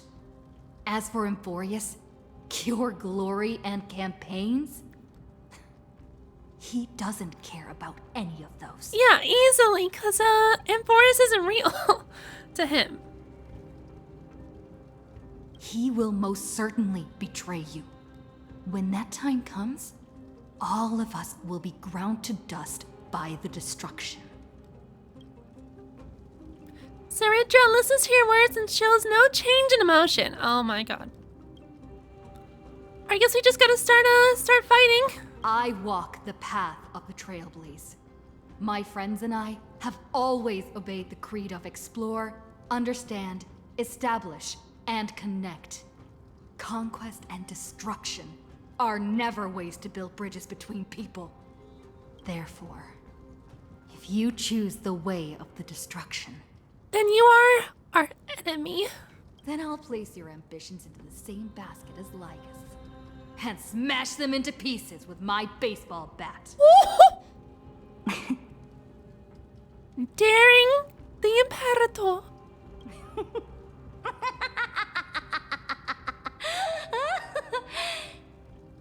That was truly a chaotic speech. All that needs to be said has been said. I don't know if we changed your mind. Dux Frigoris, Dux Bromalis, escort the traitors to the prison. Wonderful. Before the next entry hour, I will give them an end befitting of their betrayal.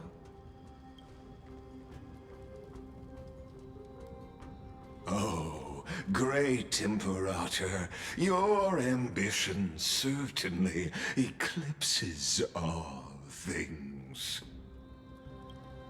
You're still here, Theoros. I feel like LYGUS is gonna ruin it. Oh, I'm telling you, he just comes in like all overconfident and cocky. I feel like he's gonna ruin this.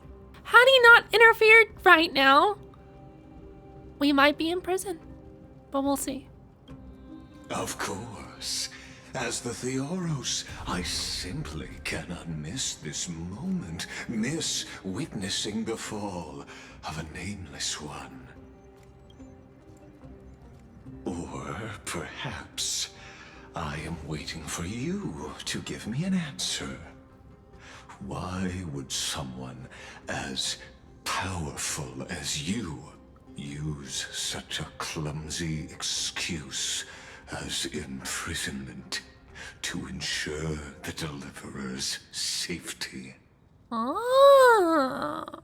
Wait, but how? Oh, to keep us away from LYGUS? So you finally tossed aside your Okay, act. so it was the latter. She was insane big braining. Okay, got it. I must point out that you are just as impressive an actor. This banquet was always going to be a game of chess,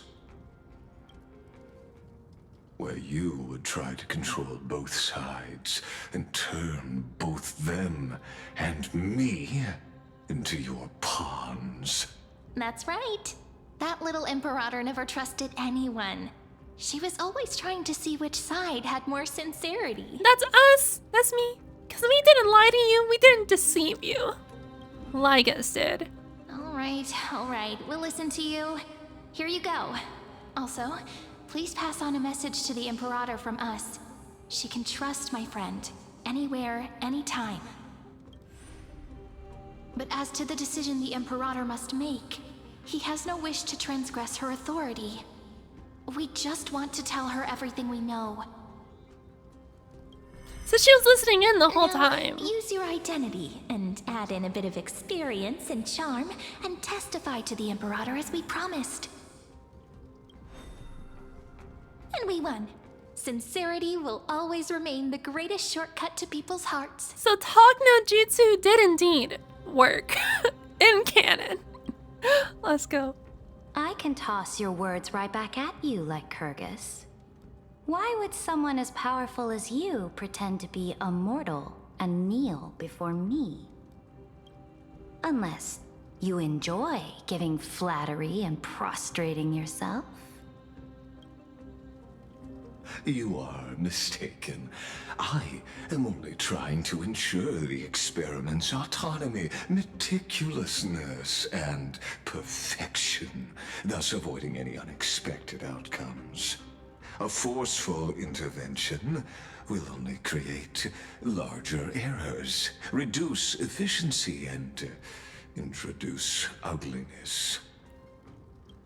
How had you fulfilled your promise of giving the law to me and completing the Aranova, then Amphorius would not have deviated from destiny's course. That would have legit happened had you not, shown up and, been all cocky. He literally ruins his own plans. He is his own enemy. Oh, that's funny. But you broke your promise. What a pity. In that case, I must carry out my duty as the administrator and eradicate all factors steering the experiment out of control. Hi! We are said experiment. Factors such as you and her. Careful. Careful. What? What was that voice? Was it Orynyx? Woo! I found you. I finally found you. March? I hear her voice. Oh, March. Be careful. This land will face disaster. That's exactly what we're trying to prevent.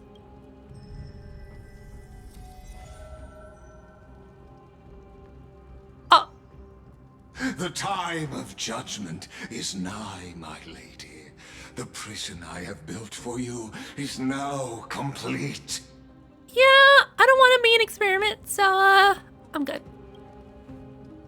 In the name of the erudition, I invite you to step into the same cage as mine. Okay, so we're fighting. Are we fighting? We're fighting! Oh, that's a freaking cheat code. What is this? The power of law. What's the meaning of this, Imperator? I did not permit you to act. A ruler is the only one who can decide their subject's destiny. But, great Imperator, what judges destiny is not the ruler, but gods. Don't forget, my realm only allows for the existence of humanity. Moreover, dealing out extrajudicial punishment equates to defying the law, and the culprit is to be sentenced to death. But you have seen how I can erase life from this world with just a clap of my hands. I fear you are still quite unaware of your current situation. Allow me to reiterate. I am giving you a simple choice: to collaborate or to be destroyed. There is no other way. LYGUS is pure evil and I'm living for it. Shameless behavior. If that were true, you would have killed me long ago. Also true. Like, why? Like, what's the point of LYGUS going through with all this charades and shenanigans and stuff? Does he really need them? Is the thing, though. Or can't he just, like, wipe out everyone? You, in fact, cannot kill me. I guessed it the first time I beheaded you. Because of the law, you cannot be completely destroyed. I see. And the same is true of the Chrysos heirs. So there's, okay, so there's something in the way. Got it. The more you bluff now, the more you are proving that conjecture to be true. Doesn't that also apply to us, since we're technically a Chrysos heir now? The deliverer? What magnificent foresight. I once regarded this precious quality of yours as a sure sign of my ultimate victory. But now, I have to admit that I made a mistake. Yet, as a mere mortal, how will you contend against the Theoros? We are both slaves to hubris. But do you know what differentiates us, LYGUS? I will never be blinded by my pride. There you go. That sums up LYGUS perfectly. Perfectly.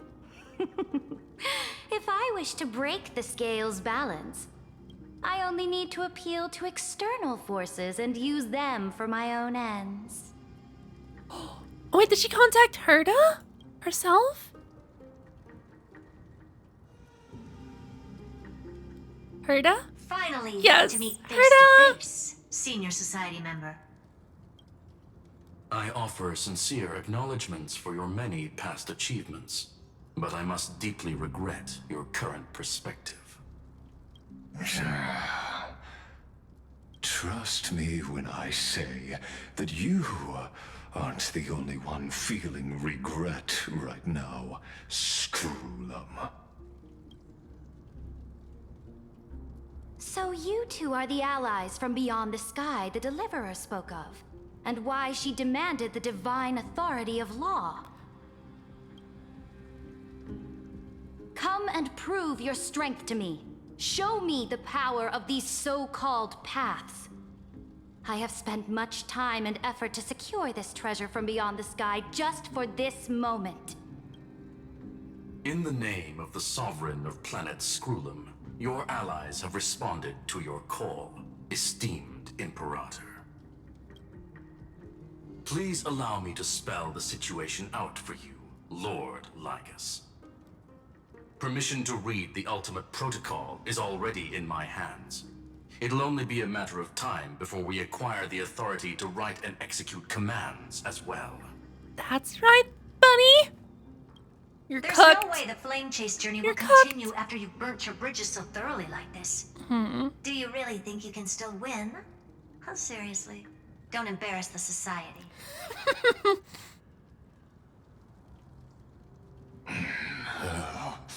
I understand that a near zero possibility does not equate to zero. That argument is very persuasive to me. Which means the same principle also applies to you, my dear peers. It's that pride. It's that pride again. His own pride, his own downfall. You will never be a match for me in a world constructed through 14 algebraic expressions. And as for Era Nova, why don't you entertain this possibility? What if I reduced Akama to rubble and ground her people into minced meat? Would the heroes then once again desire the power of demigods so they could fight against me? Listen. Iron Tomb is fated to be born. You may shackle me and put me in chains, but I have thousands of ways to ensure the destruction's descent. Oh my god. Okay, LYGUS' voice actor though. Stellar. Stellar. Amazing. And what I just mentioned is only one out of those thousands. Oh, we're back in this world. This is the place outside the legends? Yeah. This doesn't feel the same as before. How should I get back? Yeah, it's all red and that's not a good sign. Warning. Warning. Warning. Oh. Warning. Warning. Isolation? Warning. Command isolation? Since we parted ways last time, I have modified the exomyth into an audience area exclusive to you. Now, you'll be able to silently wait here for the final act of Amphorius to begin. Let me out! I understand your anger. No, you don't. But I cannot allow you to continuously influence the extrapolation's progress. This could, in fact, be a wonderful opportunity for you. From the audience's perspective, you may better observe the workings of the erudition at a macroscopic level. In this place where time flows far slower than within Amphorius, you will witness the end of that world's saga. Okay, so March, we can use your help about now? Please. I'll find a way out. Oh, I am not doubting your capacity to create miracles. Yeah, we do have a pretty good streak going on with that. The answer concerning the prime mover of life and the total destruction of the erudition. Also, you must hate Herta.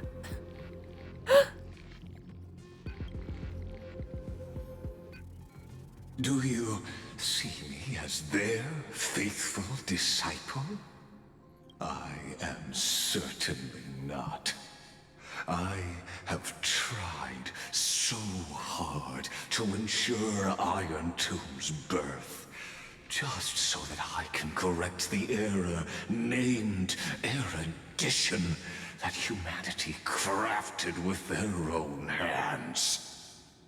Oh, how I yearn to return to those days before Noose was born.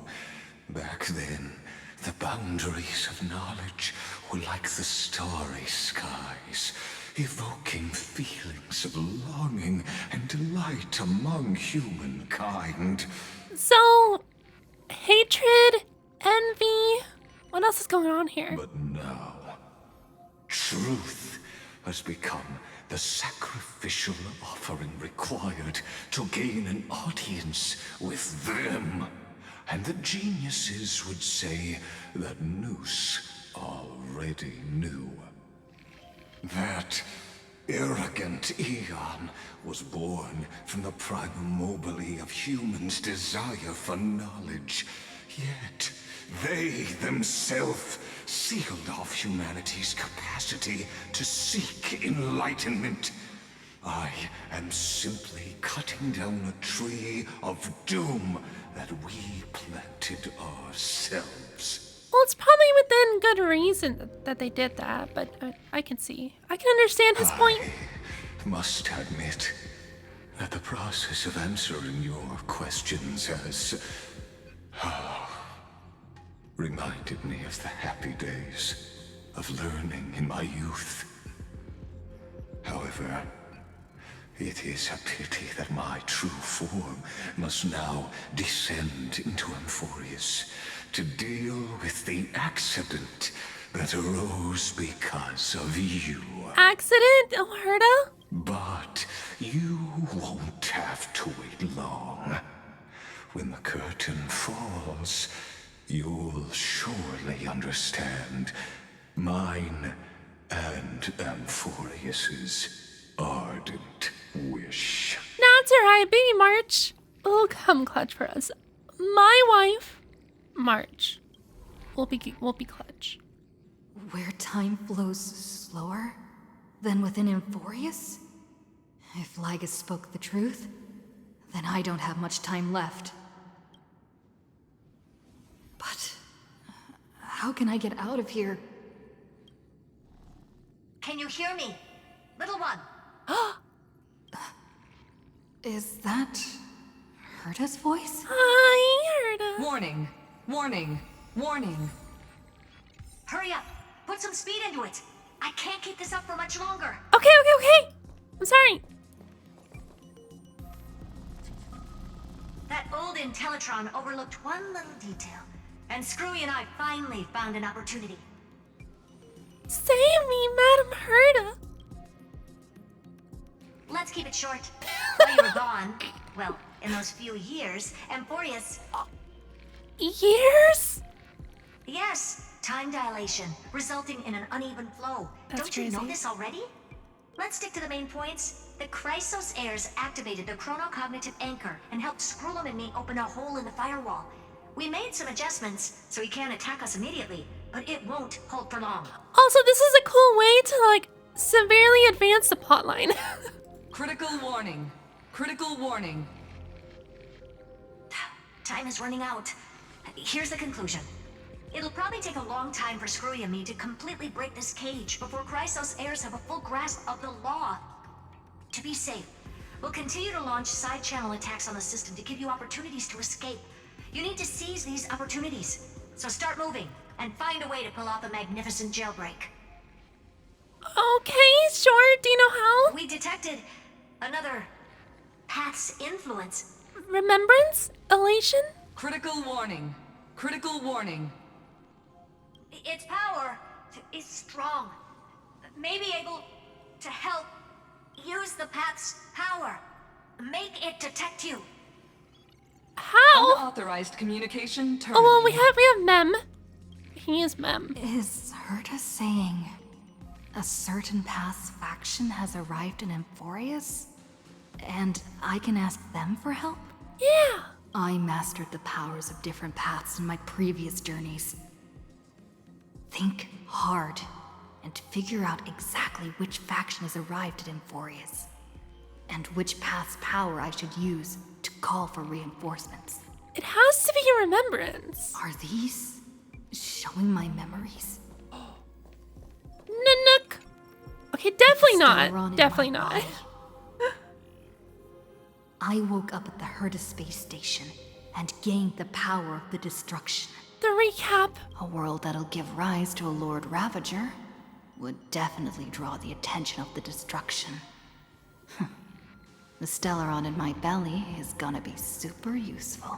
But the thing is that gonna not just kill us? What if I end up pulling in the Antimatter Legion? Yeah. Or the Annihilation Gang? Can they really help? We are using the destruction? Oh, wow. You focus your mind, trying to sync your heartbeat's rhythm with the frequency of that dancing golden flame. You're walking the line between sanity and madness, carefully steering the course of your consciousness. Gently knocking on the door of destruction. You gave up. The beckoning of the chaos was too tempting. And your current power level wasn't enough to fully resist it. If you were to fall back into the black abyss of destruction at this moment, perhaps everything would be lost to the void. Failure is not necessarily a bad thing. This power wasn't gonna call up anyone nice after all. Alright, what is this? A harmony? I obtained the flaming lens left by the architects. Oh yeah. And gained the power of the preservation in Belobog. I forgot we had that. That's right. No matter how far away a planet is, the IPC is guaranteed to pay attention, as long as there's a business opportunity. Isn't Amphorius a pristine and untapped market? Yeah, I don't think that's the kind of help we necessarily need. Besides, even if I can't call up my friends from the IPC, the architects and the nomadic miners should be able to help too. There are definitely cities and ores in this world. Focus intently, trying to mimic the clip-pots. Wall-bearing hammer strikes within your heartbeat. Once again, you just need to recapture that feeling from your battle with the Supreme Guardian and catch the sparks from that hammer strike with your own hands. Did it work? But nothing happened. They ignored you, just as they have ignored countless devotees who looked up to them throughout the ages. Useless sack. Seems like since Amphorius has no overseas market, the IPC's hand can't reach it. Alright, Harmony. I received the Watchmaker's hat in Penacony and declared war against the Order. Then gained the power of the Harmony. That's right. The benevolent family must still remember me for saving them. Their music echoes throughout the stars, and they'll definitely want to help. Come, dear hat. I've put you aside for quite a few chapters already. Sing with Clocky. The world is in harmony and the stars shine bright. It's not gonna. It has to be remembrance. You focus your mind, trying to hum the ode to harmony in your thoughts. The visages of past nameless appear one by one. If you blend into their faraway song, perhaps a path will appear before you. You failed. You failed. The barrier that exomets strangled those distant melodies, filtering them out completely like useless noise, leaving only cold silence. Doesn't LYGUS want this story to have background music? He has such terrible taste. Well, we don't have a strong voice like Robin. The remembrance. Yeah, we should have just done this first. That's right. I came to Amphorius because Black Swan asked us to come. Mm-hmm. And I even got a glance from Fu Li here. Yeah. The Garden of Recollection must be intricately involved with Amphorius. Mm-hmm. Traces of the remembrance are also everywhere in this world. I don't know what they want, but I don't have many choices left in this crisis. Fully answer to me. You invoke the power of remembrance, awaiting the resonance of reinforcements. March? After the power of remembrance flows through, something that should not exist here materializes before your eyes. That's not mem, that's a jelly. I finally found you. Following the sound of memories. A pathstrider walking both the remembrance and the trailblaze. I love jellyfish. Is this... Wait, this sounds like... Yeah, it's March. It's our baby girl March. Their soft whispers like a warm hand that takes up your soul and slowly disperses it beyond this realm. Warning, warning, warning. Erudition's prison cannot stop us, for we lie outside the logic of zeros and ones. True, we're outside the flow of time, technically. Come. Leave the cage of Logos. The mythos of Amphorius waits for you to continue its story. Bye, March. Do we get to see her When yet? that brightest star, that star heralding the dawn, finally rises. How many years in the future are we? So used to drifting, at long last enters an island's safe embrace. Oh, Pathstrider, we have helped you break free. Hurry and set off. March! The child of remembrance awaits you. March. March? What's she doing here? March! Hi, honey. Oh, you're finally here! Hi. I miss her so much. We haven't seen each other for such a long, long time. My good buddy, I've really, really missed you. Oh, I missed you so much too. I bet you were constantly thinking about the days when I was by your side. Actually, yes. It's been so boring waiting for you in this place. There's no one to chat with, no internet, and not even anything to eat or drink. It's basically a prison. Now the great hero is finally here to save me. Yippee! You must have seen a lot in Amphorius during this time, right? You gotta tell me all about it. I will in due time. I will. I'm all good. Look at how fit and active I am. But let's get out of this spooky place first. This is not a good spot for a reunion chat. Why don't you take me back to reality? A strange voice told me that I can enter Amphorius if I keep following this road. So, let's head off. I still don't know what that world even looks like. Alright. Why does March feel so weird? What are you standing around for? Do you actually like this place? Get moving. Hurry! This door should be the exit. Maybe my instincts are wrong. Let's follow her first. What? Are you okay? You haven't said anything for a while. Has it been so long that you're still missing me? There's no time to waste, though. The Chrysosayers and the Geniuses are all waiting for you. How do you know about that? No. The discrepancy is getting worse.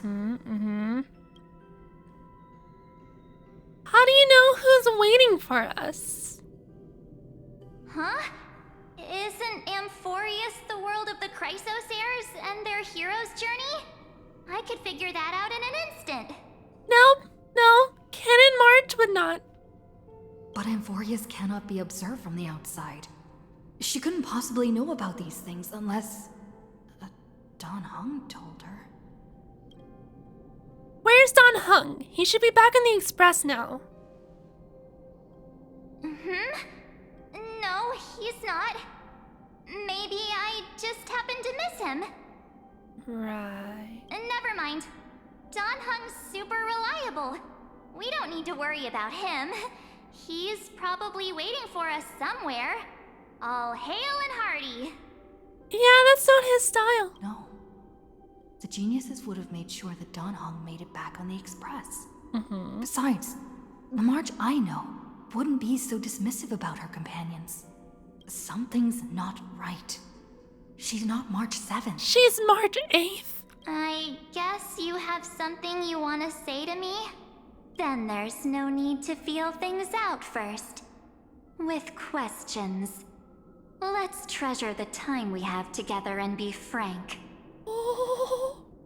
Who are you?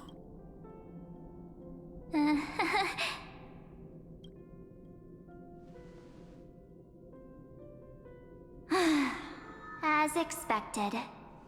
A glimpse of memory is not enough to deceive the bonds of friendship forged between the Nameless. In that case, there's no need for further deceit. You're right. We're not the March 7th you are acquainted with. And there's 2 of you. But we can send 3? you back to Amphorius, as long as you are willing to help us. Why are there 3 of you? We are the Garden of Recollection. You should be very familiar with that name by now. What? Okay. What? Just as a reminder, while you hesitate, time is quickly ticking away in Amphorius. I have so many questions, though. Working with us is the best way to stop the enemy of erudition. Okay. Erudition would treat any results unrelated to the experiment as garbage and throw them out. But we don't work like that. The Remembrance treats all these instances as important materials needed to weave the universe. Besides, this would be child's play for a great hero like you. It won't be hard at all. Also, if your plan fails and the big bad Iron Tomb manages to get out, then the whole cosmos will be in danger. True. True. What? Wouldn't it be better to have an additional failsafe? As long as you help the Garden retrieve what we want, even if Iron Tomb reformats everything in the physical plane, we can use Remembrance to reconstruct the entire world. Or should we say, the entire universe? That seems pretty broken. So help us. Find where Amphorius's memory began, and bring it out. That's so vague. The Master of Anastrava has already glanced at you. Oh. Don't deny it. That storybook is the best evidence. Yeah, but I'm just so confused. Say, you aren't seriously gonna be moved by their pretty words, are you? Oh god. I am the one who commanded those little ones to lead you out of the prison. I thought we wouldn't get to see her this soon. I thought we'd have to wait until the next patch when her actual banner comes out. Oh, heck yeah. But I didn't expect to attract little gnats trying to take advantage of the situation. While Remembrance can help you return to Amphorius, there's no need for you to do it the way they want you to. Of course, there's also no need for you to make any deal, or pay any price. For you, this is probably a long time no see. Oh my god, look at her! Oh, this whole fit, this whole like dark aesthetic for her. I love it. I love it. I love it so much. Oh. Black and pink always go so well together. It's so good. Oh, I love her. My dear. She said we're her dear. Shh. There's no need to say anything. I know. You have so many questions swirling around in your memories at this moment. And you feel so helpless. Put them aside. For now, all you need to do is trust me.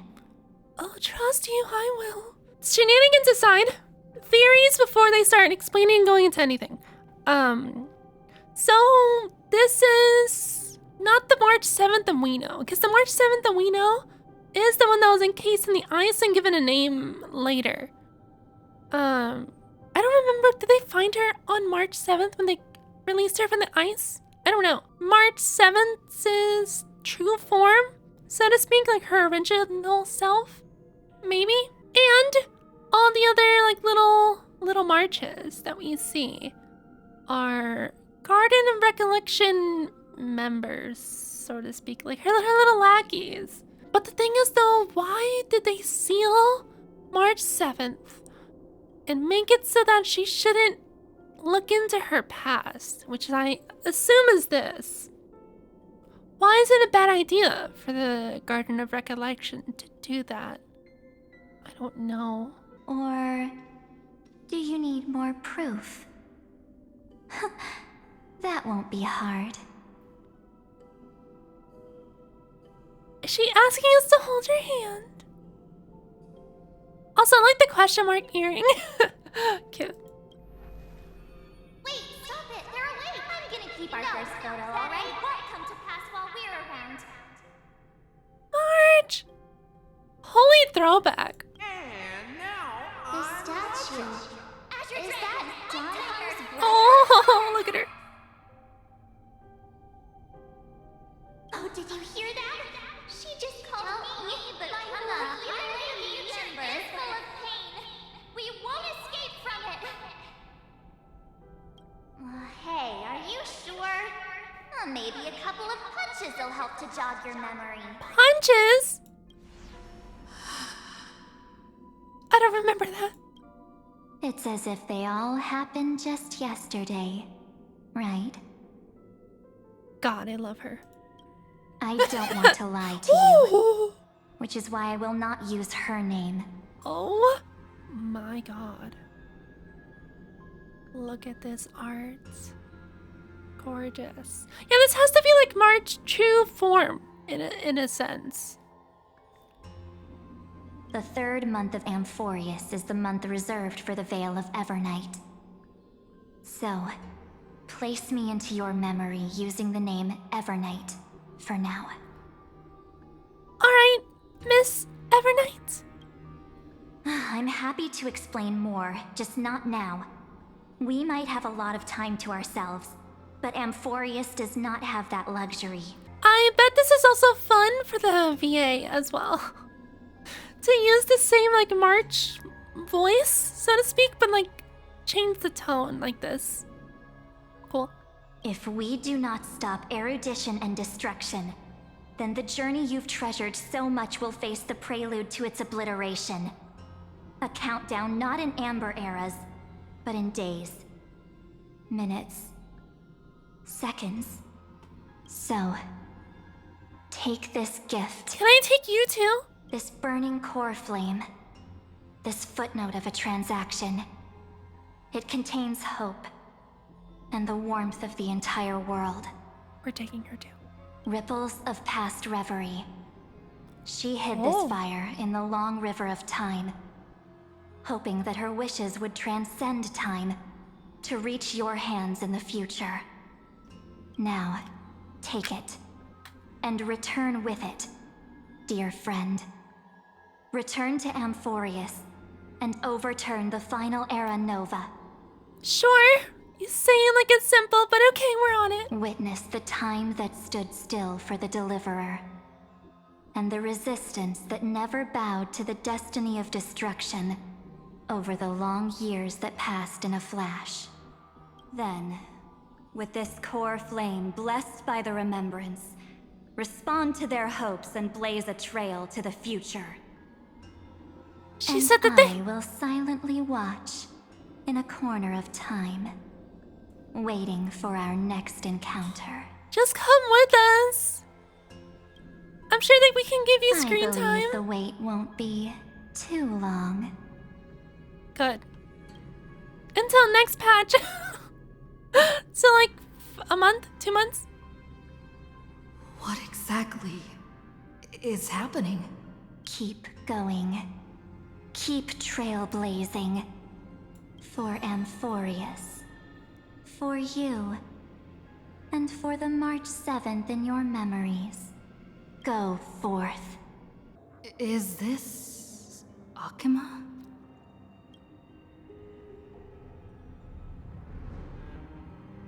Alright, so stuff went down. No one's cool. here. Cool. And the dawn device off. So we're way into the future. Like way into the future. Am I too late?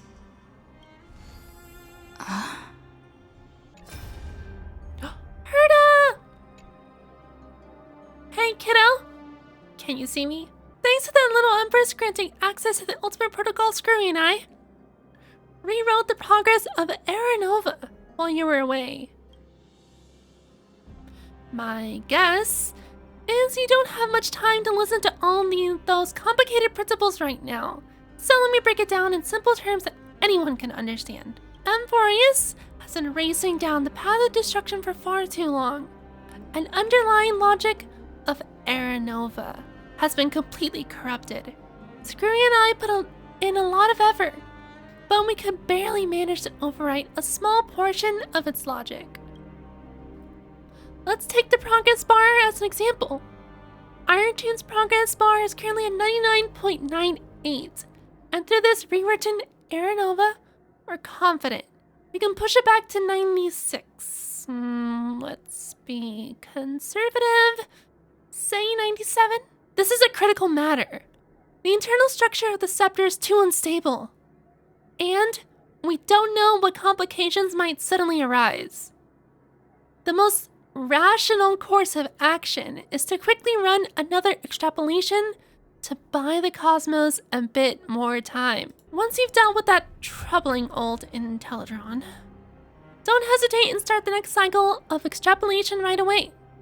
Screwy said that Aranova isn't a process that happens in an instant, and the protected nodes of the scepter are probably at their most vulnerable only during the reset.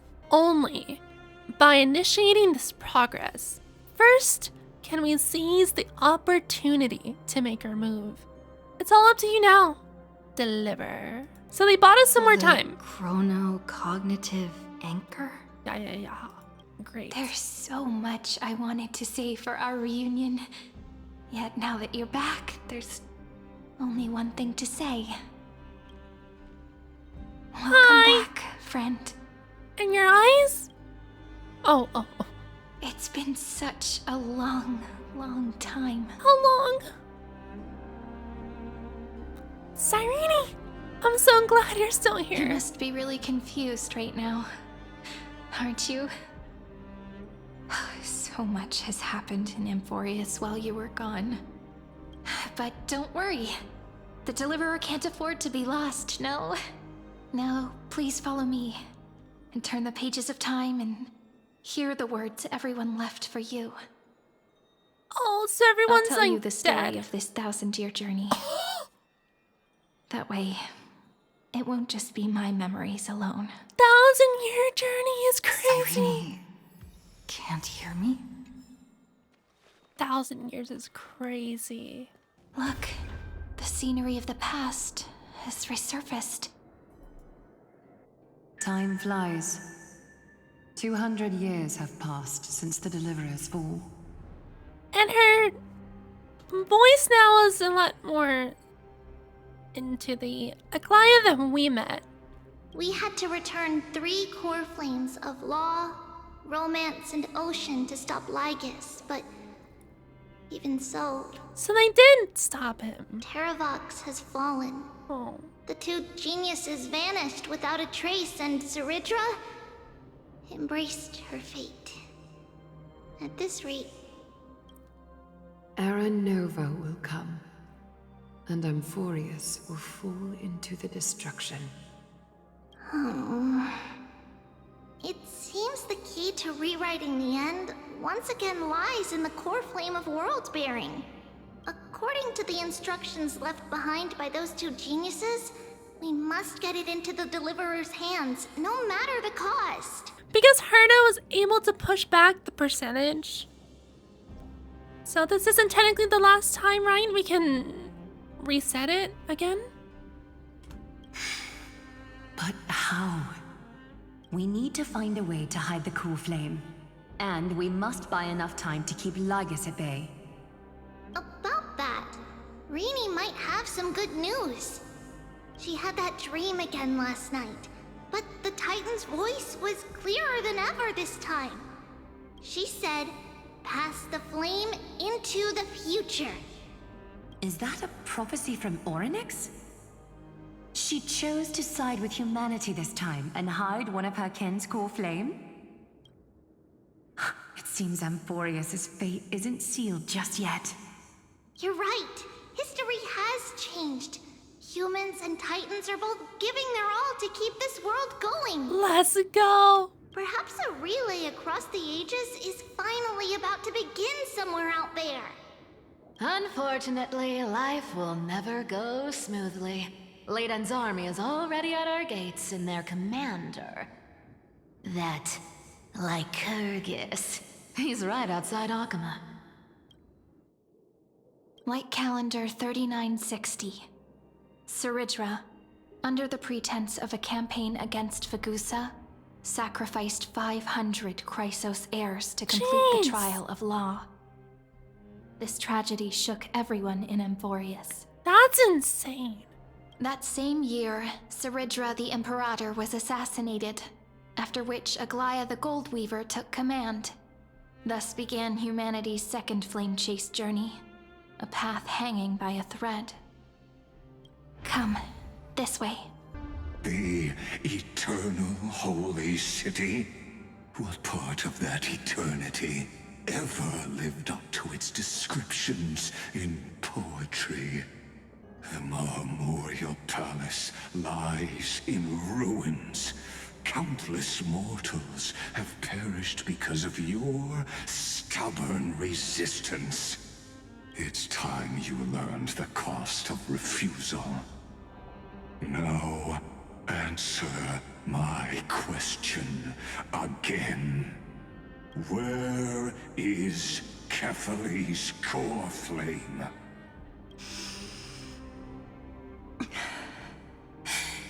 You really think you'll find it by razing the holy city to the ground? From what I see, all you'll get is dust and disappointment. Get him! So is that what they set into in the future? Don't forget, you can't kill the Chrysos as mentioned in the prophecy because of law. I have never denied that. Which is why I now place my hope in the faithful citizens of Akama. Perhaps they'll give me what I seek in the echo of your screams. Now then, I'll be cutting open your chests and using your scalding golden blood to baptize the masses. Jesus! Allow me to apologize in advance. We shall start with you, blind and foolish Lady Goldweaver. Absolute demon is LYGUS. Leave this to me, Lady Aglaia. You must get away now. No, Holy Maiden. I'm the one who must stay. What? His conspiracy won't succeed. Because Romance is ready to make good on their promise to weave an indestructible armor for Amphorius. Its name is Solidarity. You must escape with your life and carry word of my death to those still fighting, then keep going with them. Just as the Imperator lit the torch of resistance with her death, my passing will make this flame everlasting. Take good care of it, guide it to the future, and place it into the hands of our deliverer. 50 years later, LYGUS led his forces again to Akama. He charged directly into the Holy City and razed the Marmorial Palace. History would name this battle the Third Siege of Akama. 90,000 brave souls gave their lives for Akama that day, including their fearless leader, Aglaia. Go forth, deliverer. I can't! I'm so tired of everything in this freaking Amphorius being so sad and tragic. Can we just get to the good ending already?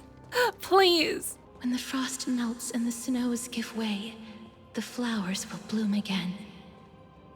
You'll find me there. So what you're saying is, Princess Home Buddy is never coming back, is she? She just left. Like that. Since Cass has made up her mind, we can't let her resolve be in vain. But between staying in Akama and going to Styxia, what difference does it make when it's death either way? I'm against relocating. With Kefali's protection, isn't Akama far safer than that dead city? Ah! Cass's plan doesn't involve any relocation at all. Huh? Like you said, Akama is humanity's refuge. We never intended to get everyone moving to Styxia. It's just on Cass, HYSILENS, and me to prepare the final trump card for the Deliverer. Which is what? Wait, what kind of trump card needs all three of you demigods to throw yourselves away? We must lay down the path to the future so when the Deliverer returns, they'll have a clear road to reach the location of Eren Nova. Styxia sits where death meets the ocean. There, with the combined powers of ocean and passage, we can summon a current that leads to the vortex of Genesis. Perfect! And the demigod of death will forever guard that secret path until she returns. Oh. Casters. We all know LYGUS will set his sights on the vortex of Genesis.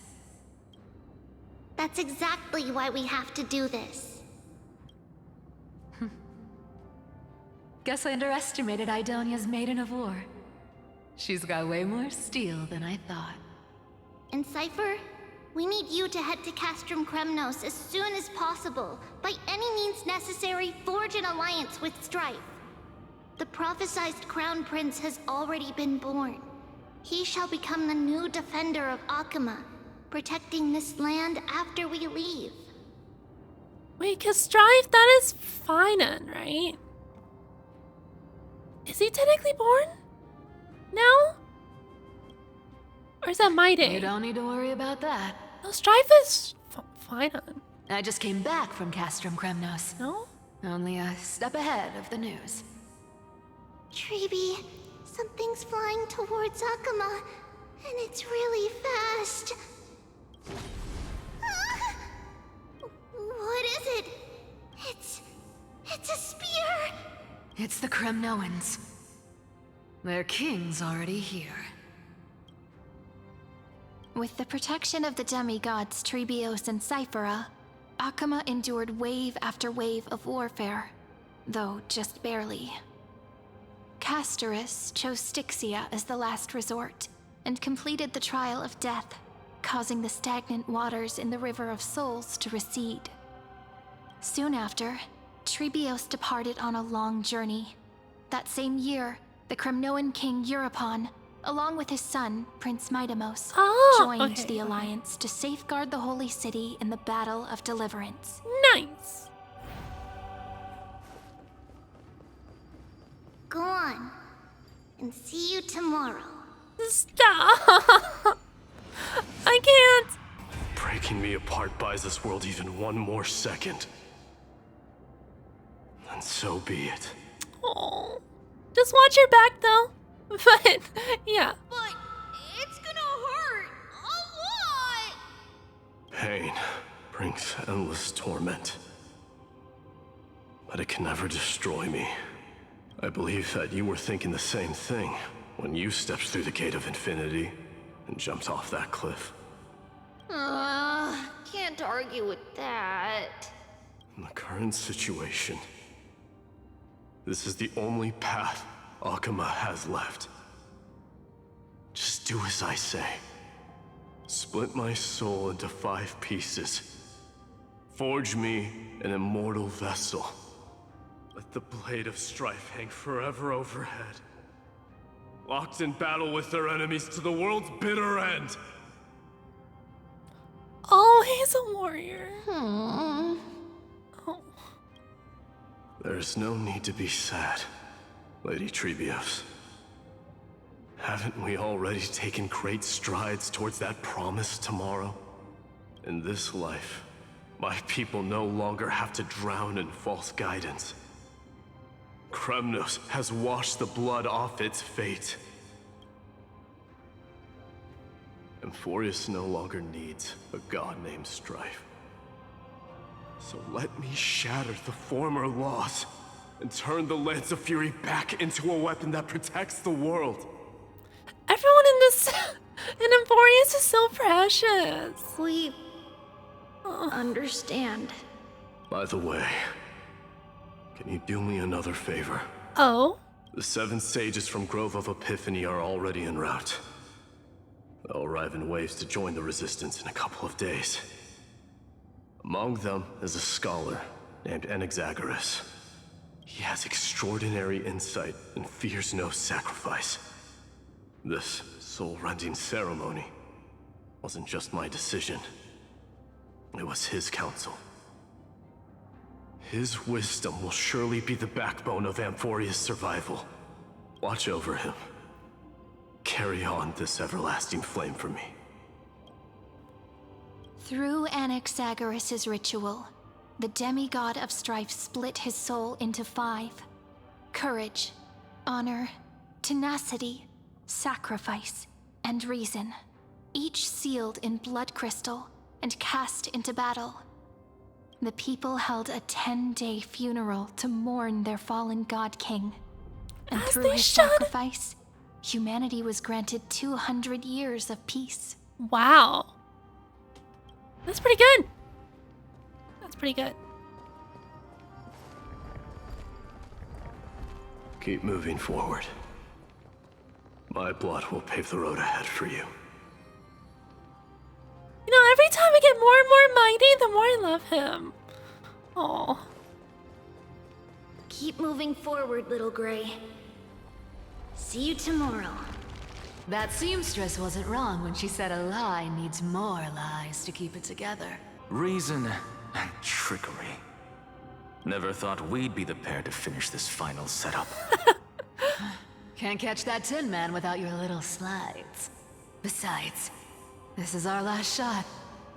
Not the time to be picky, right? I'm so tired of them having to sacrifice themselves. So, every single time. Please, can we just be happy? Don't oversimplify it. LYGUS just found out Akima's been an empty shell for the past 50 years. He's bound to be furious.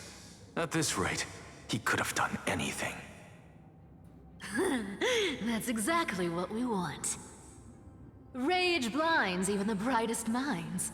Doesn't matter how much of a genius he is, the principle still holds.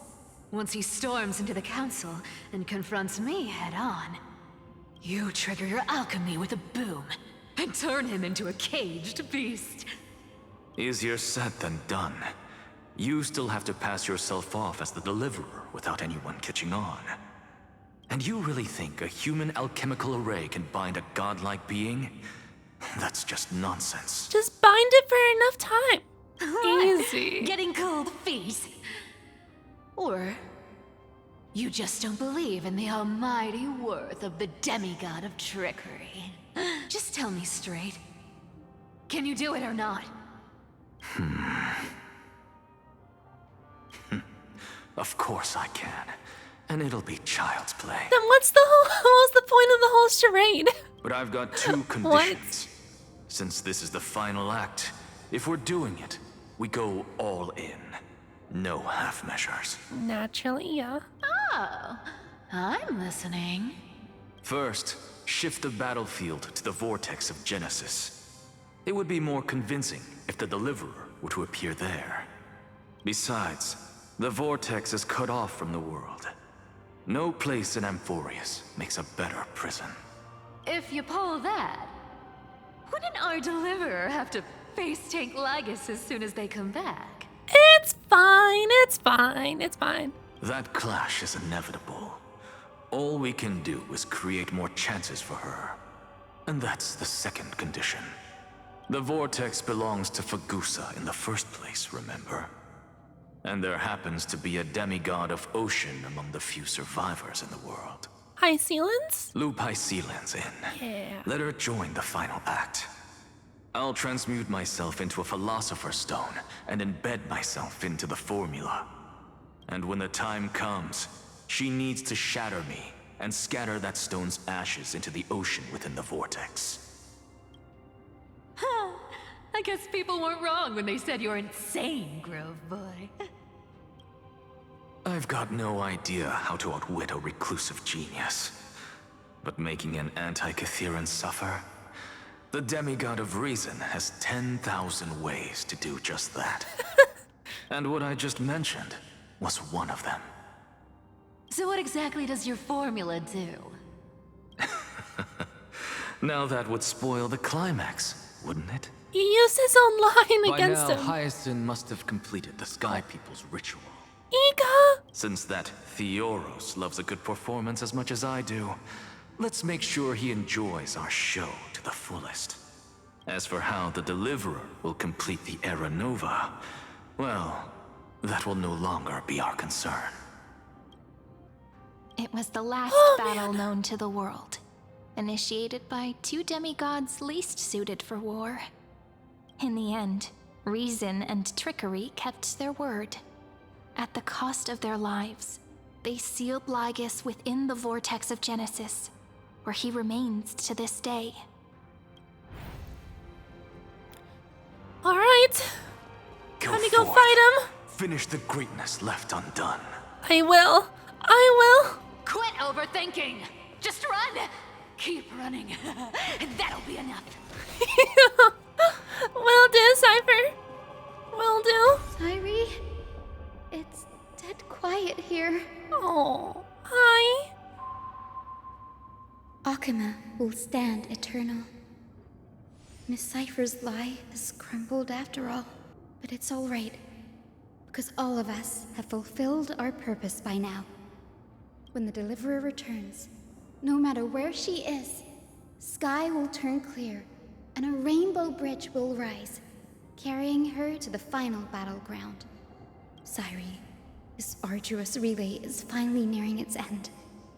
Now, I'm passing the final baton of fate to you, okay? No, that's not quite right. After all, it was you and her who lit the first spark of this journey, wasn't it?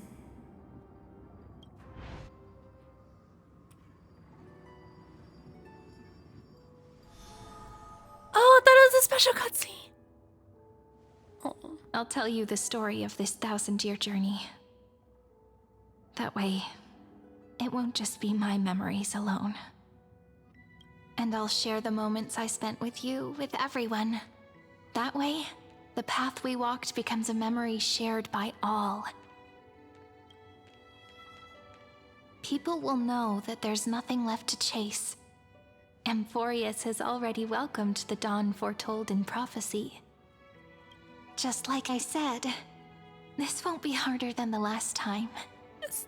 Right? Thank you. You've all sacrificed so much. Way too much.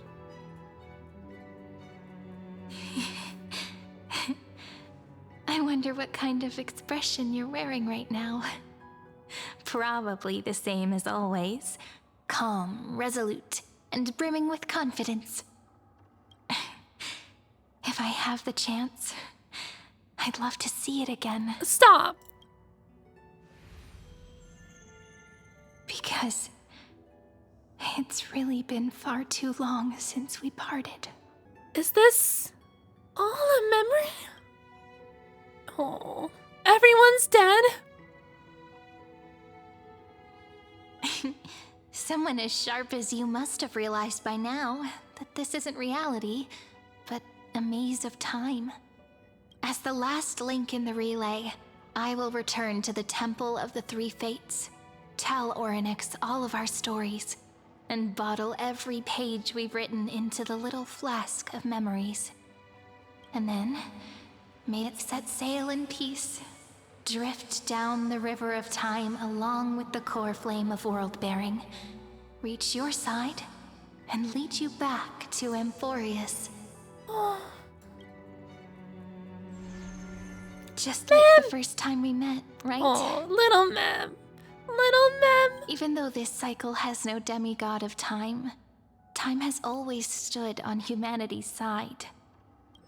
This is the only way to make sure that the Era Nova won't happen before you return. And the only way I can safely entrust the completed final flame chase journey to the Deliverer's heart. After all, the new world will be born from your memories, and the protagonist of this story mustn't be absent. Okay, I will take you all to the new world. I believe you will never let us down. Just like always. So then when does March and the new Don Hung come into play? Do we defeat LYGUS here? If so, like, what happens next? Do you remember when Finan sent us back to the beginning? Yeah. When you and I got separated? But in the end, I returned to you, carrying all that we've been through. That you did? That's what memory is. It may wear down and fade in the river of time, but it never truly leaves. When that hidden corner of the heart is stirred, the past returns even more beautiful than before. So don't worry. Let the 33,550,337th flame chase journey become part of you too. I've gotten a lot better at it with the experience from the last time. Ridiculous. Next, you will head to Styxia and find the Vortex's entrance guarded by the demigod of Ocean before charging toward the final battlefield. Oh. So we have to fight the mini-boss before... Okay, got it. Okay. Fine. Don't worry. I'll be with you. All of us will. Even Finan. We'll stand with the Deliverer. Stop! If they have him appear and say a line... Oh god. I don't know if I'm ready. So say a short goodbye, then set off, just like we promised at the start. Toss away all unnecessary worries and troubles, and bring our smiles and determination into tomorrow. Oh man.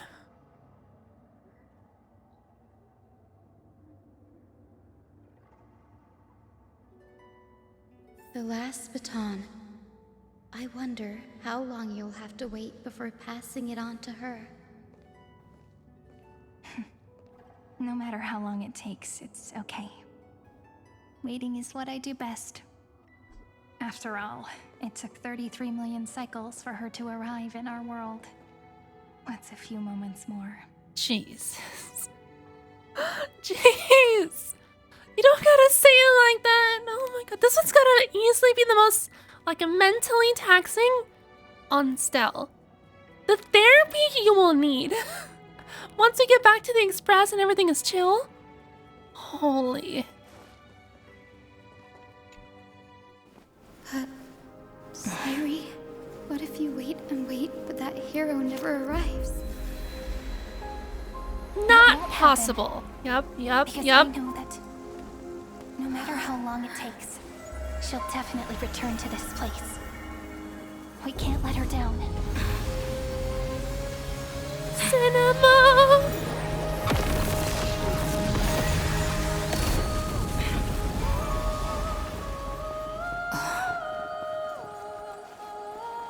Hi! Sky shall rain rays of dawn for you. May romance be with you on your journey. Stop. Let strife bestow you with inspiration. Trickery ensure your success. Allow death to protect your soul. And at last, let passage point the way forward. Well, time will remember the Trailblazer's journey.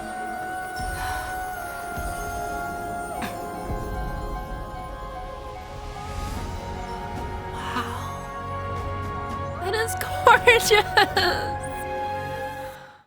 Oh.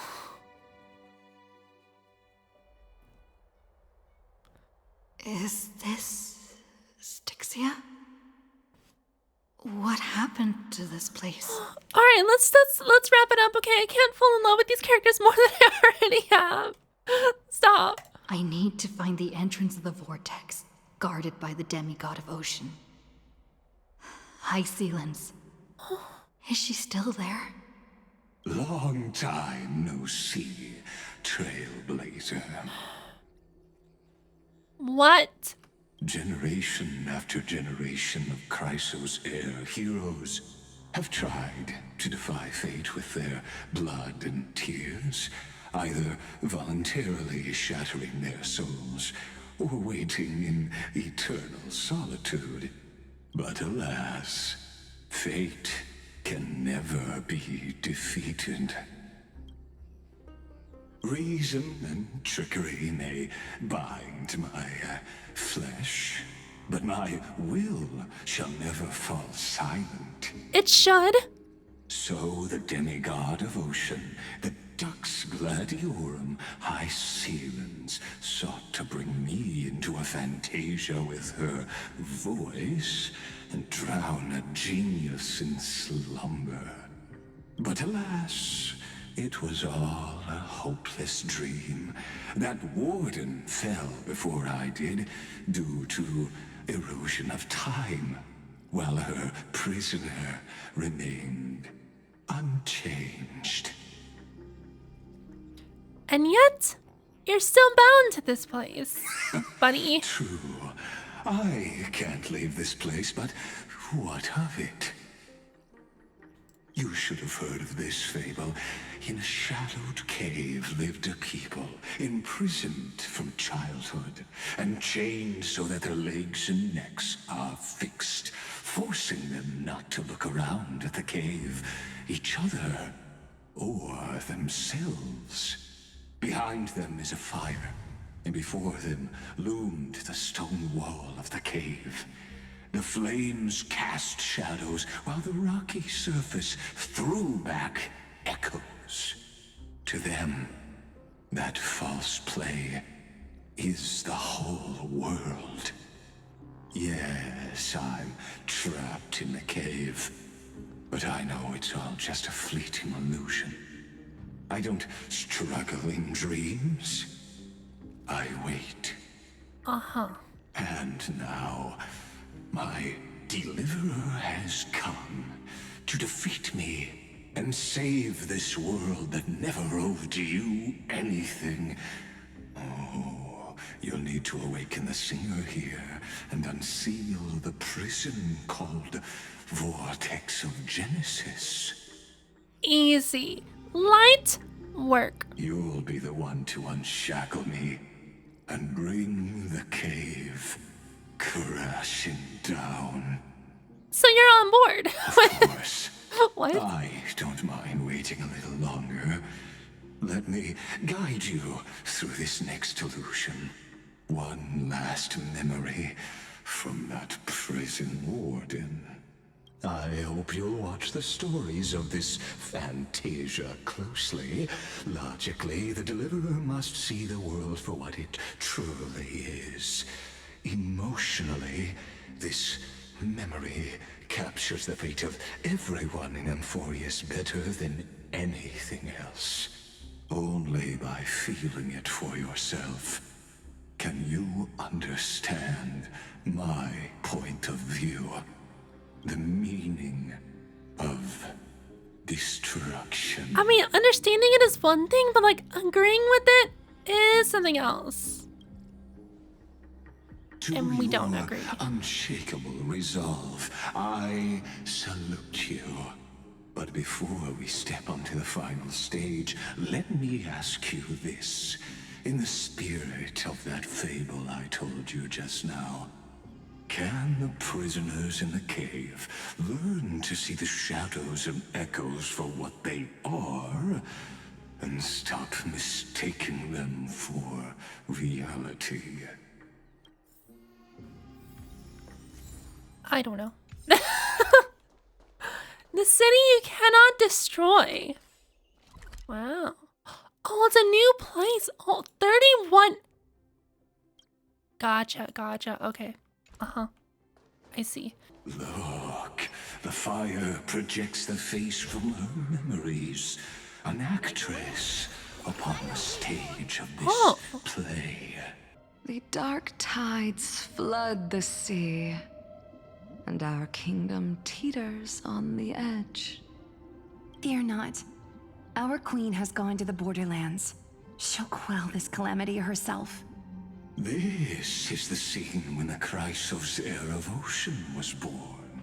She was once of a Titankin race named CYRENES. Okay. At that time, Kozlana had suppressed the Black Tide's rise, but he was unable to remove Iron Tomb from its roots. The Black Tide still roiled in the depths of the world, and the kingdom of CYRENES was the first to face the destruction head-on. Listen, I heard Electra's voice. She's calling to us. Let's go. Her voice carries the queen's command. Okay. Also,